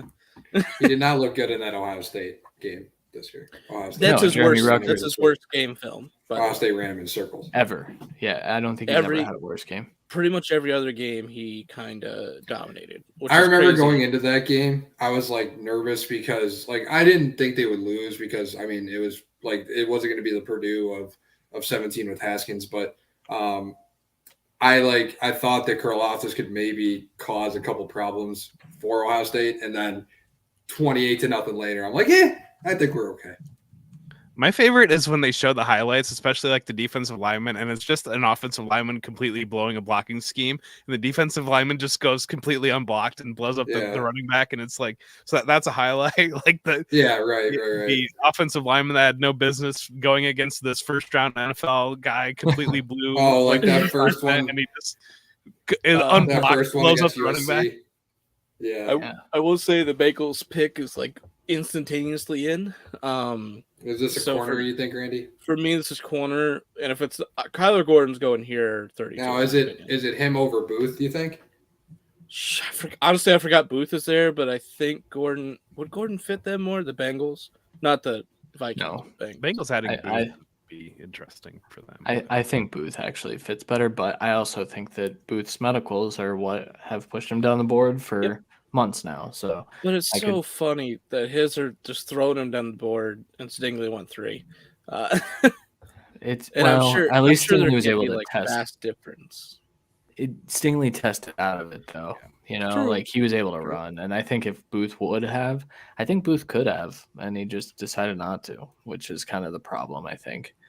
But I could also see Booth going to Minnesota with the next pick here. Yeah. So. Speaking of Booth and Clemson, where do you guys see do you guys have Justin Ross as an undrafted player? No. I'd be more shocked player. if he goes late tomorrow, but I think he's an earlier, like round 4, round 5 guy. Is he a guy that like teams that are needy at wide receiver, if they pass on it, like would like obviously like I keep talking about the Browns, but if the Browns were to take a Travis Jones in the second round, if they went like linebacker in the third, like Leo Chanel, like in our mega mock, if they took a couple of those guys in the third, like if they got Justin Ross with their 4th round pick. No, I mean it's to me like what is he offering you that Donovan Peoples-Jones or Anthony Schwartz can't? Yeah, right. Yeah, I think it would make like right now you like I guess the Chiefs to some extent it makes sense. The Packers it would make sense to be like the replacement for Watkins after a year, for like that exact role type of thing. Did the Packers sign Watkins? Yeah. They did? I must have missed it. That's nuts. Yeah, their starting receivers are Sammy Watkins. Hey, Aaron. Cobb. So we got rid of Devontae Adams. We didn't take this great wide receiver class in the first round, but we got Sammy Watkins for you. We got the Lizard King. They were kind of taken out of the wide receiver class, though. I mean, that run in the teams. They were. They should have been aggressive. Realistically, you look at what Detroit did. The Packers should have done something like that, but that's what they we were taken out expected. of the We class. expected them and the Chiefs to do that. And the Chiefs Well, but even especially because they have like 12 picks, or they had. I know they already traded up pretty big, so I'm sure they got rid of a couple there. But they had a lot of Sky Moore. If they went Sky Moore over Pickens. who was Pickens? no who was the Sky first? Moore's Who was still the on the first board. We don't know where Sky Moore's real True. value is. I mean, Who was the first? Who was the first player that it was that the Packers took? Quay Walker. If they went Sky Moore 20 over Quay Walker, no one's saying anything. Like that isn't a reach probably. Like they still could have had him or Pickens. Now we don't know how much they like Amari Rodgers. Is kind of some Is this of it. actually True. in? That's I also don't true. see that yet, by the way. Yeah, we're past the point of saving secrets, you know. Daxton Hill is a Cincinnati Bengal. That sucks for Browns fans as well. Oh. He's a good player. He's a feel good like the- player. The Bengals are obligated to take Michigan defensive backs. I think some. Yeah, true. Michigan Well, defensive this- backs and Ohio State offensive linemen. If Daxton Hill hits his ceiling, they have the best safety room in that. Just kidding. Kyle Hamilton went to the Ravens tonight. Never mind. I was going to say in the division. So the the actual actual screwed themselves in your division. So there you go. Yeah. So safety reps for Daxton Hill in this scenario are going to be hard to come by. I think this gives them leverage with the Jesse Bates being like a franchise tag player and everything. But Jesse Bates and Von Bell, I don't see him starting over them necessarily right away, especially because they've already been in the system. They played well in the system. I do think he could beat out Von Bell. I'm just saying. But their slot corner, they're pretty set in right now with Mike Hilton, Eli Apple they brought back, and Chidobe Awuzie. Like Awuzie is good too. Exactly. For me, I think it's weird to me, is my point, because they have a relatively decent slot corner and a good safety room, while Daxton Hill is one of the best talents on the board here, no question. It's a weird fit. It just like when I argued with you with Lewis Seen falling in the second round of the Ravens, where obviously them picking Kyle Hamilton is different breed entirely. But at that point, it's like, did it truly fit? But there's a great video of Vrabel when the AJ Brown trade happened. It's pretty fantastic. I'll be pretty excited to see that on my. Is it on Twitter, Jeff? Did you retweet that, please? It's on Twitter. Yeah. Okay, I'm sure that'll be at the top of the feed for me now. So I just sent it to Jeff and Kevin, but the Rams just. I'm sorry. So the Rams just blatantly laughed at the Patriots. They were doing an interview of some sort. It looked like Sean McVay. I didn't watch it, but at the end you can see them cracking up. Just absolutely hysterically laughing. I will say is it with him, like, getting up and walking away. Is it him getting up and walking away? Yeah. I will say with Sean McVay being ecstatic with their second round draft pick last year, he should not be talking. But that's fair. Tutu Atwell, baby. Tutu, yeah. They also won the Super Bowl, so I mean, they can talk. Yeah. Speaking of that, the Bills won more. And I'm not a huge fan of AT&T commercials, especially like the Mike Krzyzewski AT&T commercial that I hate. I'm so glad North Carolina ended that. The Matt Stafford AT&T commercial, it's good. It's hilarious. I like it. It's good. It's good. It is kind of like a small like a love letter type of thing to Detroit too, which he obviously. But the reason I said speaking of that is because the Rams. Like, it was just hilarious. No, I know. I fucking hate AT&T commercials. All three of us. Okay. No. I didn't say I hate AT&T. I just said I hate the Coach K AT&T commercial. Oh, okay. It's just so weird. But like Stafford, like talking about that, about how like, so even if you had your old phone for 10 years and you loved every minute of it, you did something that makes more sense for you right now. And then him winking at the camera at the end. That is really well done. Like, that thing was hilarious. Like when it debuted during the Super Bowl, that was hilarious. I have that up there with like Brady's ring commercial where he basically predicted he was going to get another ring. Oh, the one with Gronk and the Verizon or T-Mobile or whatever, when he loses service. No, it was a banking commercial where he was like storing his championship rings. And he's like, okay. "Oh, I just got this one, but they were still in the playoffs." Yeah. Like, well, yeah, I know what you're saying. So ballsy fuck. so quickly, quarterbacks. So all the talk among high-profile draft analysts was that there would be a run in the 20s, that teams would come up and get him, get whoever it was. It just didn't happen.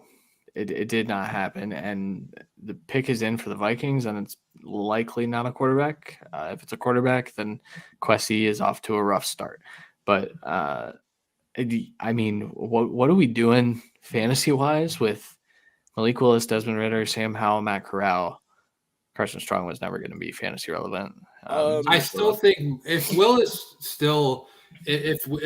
gets picked, like you said, if Willis goes to the Giants, if Willis goes to the Texans, I mean, Davis Mills last year showed that he could still be in a 2 quarterback league, that he can still be fantasy relevant as a rookie, a 3rd round rookie who nobody really ever talked about with that team that they had.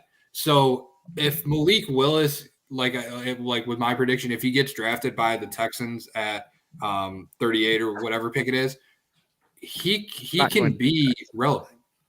No, although you just made your case for why they won't take him though. Davis Mills rocked it out last year, man. They're riding Davis Mills. They're not taking Malik Willis.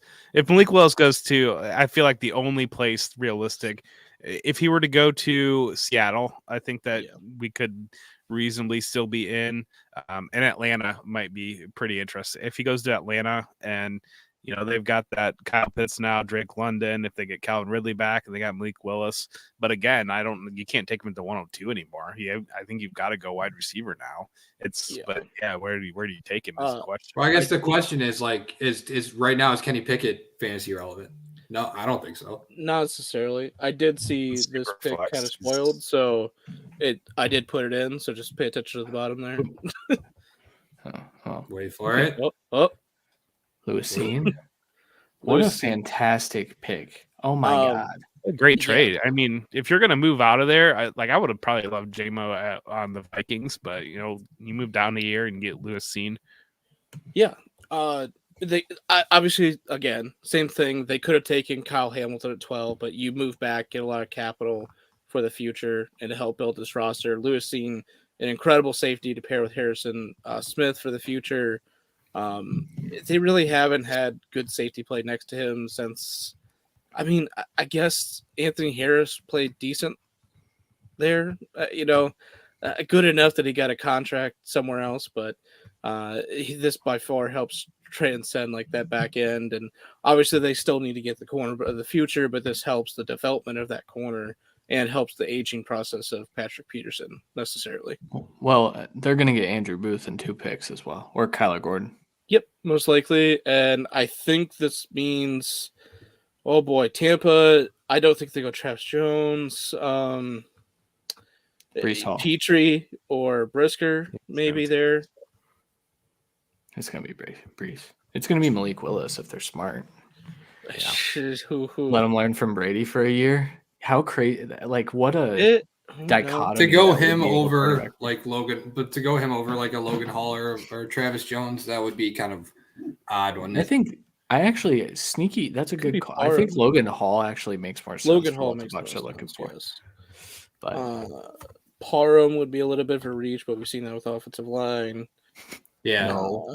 One team reached on nothing. No, I'm just kidding. Actually, I think 3 teams. Yeah, there's a chance more than one, but okay. I mean, the Saints reached on Penning for what it's worth. Like, I know he was the best tackle left, but there's a lot of question marks with him. Yeah. Yeah, but I mean, wasn't he gonna go in the first regardless? Yeah. Yeah. But that doesn't mean. Sometimes that doesn't mean that's the talent level, though. No, I get it. I mean, when you look at right now, I mean, when you look at the best, when you're looking at the best available, I mean, right now, I mean, Nakobe Dean is probably going to go early tomorrow. I don't know, man. I really don't. Who would you say gets drafted first, him or Booth? I would be more confident in Booth. Yeah. So here, looking at our best available here, right now, man, we did a pretty good job. Nakobe Dean at 12, Travis Jones at 18, Andrew Booth at 21, David Ojabo at 23. I think you're going to see a few teams. Majai, yeah, he's probably not going pretty early. I made us a little higher on him because I love him. Same thing with Nick Benito at 32. Mafe got quick. Yeah, Sky Moore, I think, is going to come off the board pretty quickly. Leo Chenal, there's talk that he's probably going to slip to the 3rd, which I don't agree with. What about Leal? I think he'll be there for a little while. He's a tweener. He reminds me. Leal reminds me of like what the Bills had on their defensive line. It's just like guys that were okay rotational pieces. I don't know if you want to be drafting those guys in the 2nd. Ebiketie, I'm shocked actually because of the length, the production as a senior. There was a lot of talk that he was a lock for the 1st round. So looking at who's here at this top of this next round, I'm pretty confident that Kyler Gordon and Andrew Booth will be going really, really early with Minnesota needing corner, Tennessee needing corner, the Giants needing corner after getting sniped early on. Those guys are going to be gone. No questions asked. I think this is one of the better case scenarios for a team like Chicago that needs wide receiver help, but with 2 2nd-round picks relatively close, maybe you kind of reach for a guy like Bernard Raymond to get your tackle locked up and hope you get still a receiver there later. Seattle, this is perfect for them to where they didn't have to reach for a quarterback. You got a tackle already. There's still some edges that you like there. There's still there's some corners that you like. I don't know if it's the best board for them in that regard, but a lot of these teams early are going to be really good, and Browns and the Colts are happy. None of these other receivers got reached for in the back of the 1st. Yeah, I mean, to still have Sky Moore and Christian Watson, it helps. I honestly, I know that like we talked about it before, but the more I think about it, the more I think that Christian Watson, there's a shot that if he's there at 44, that the Browns do go that route. Yeah. Right. Would it be we'll crazy see with the Falcons there too at quarterback? Would it be Jeff, what'd crazy you if the say? Titans took Brees Hall?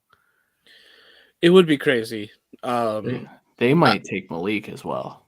Yeah, another team that could go quarterback, but it's going to be another fun start. This was a crazy day. I like Christian. I like the Giant. I almost like if Willis isn't going to go to the Texans, which you guys made a good point of why not. I kind of like Christian's Malik Willis to the Giants. That was Jeff. I don't think that they do it. I don't think that they do it. But Jeff, I think I like that. I don't think any of the teams prioritized it like that, but I don't think any of them also thought that all of these guys are going to be here. Yeah. All right. How about the Steelers leaving everybody but Pickett, and seeing that no one else in the first round went, they still go Pickett.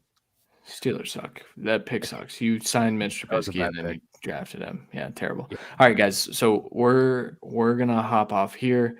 Day 2 might look a little different tomorrow. So I think Randy and I had talked about doing something tomorrow. I think I'm gonna be unavailable until probably middle of the second round, maybe start of the third round. It starts at 7. I've got some stuff to do, so I'm hoping we can hop on for the last half of day 2. You guys obviously are invited if you want to hop back on and talk through some of the fantasy relevant stuff. Hasn't even happened yet. It's about to. I mean, obviously the wide receivers did, landing spots, but yes. First round of the rookie draft is as we know it was going to be, but it's going to be really wide receiver laden. Yeah, for sure. So thanks to everyone who kind of joined us tonight. Thanks to the coaches and Kevin and everyone who stopped by. Thank you, Jeff. Thank you, Sean. Thanks to everyone who watched this evening. I hope that we provided some value and I didn't see any sappy stories, but also I didn't have closed captioning on, so I don't know if they talked about anything sad. I hope they didn't, man. I hate that. Yeah. I do like how Christian put that in the tweet about.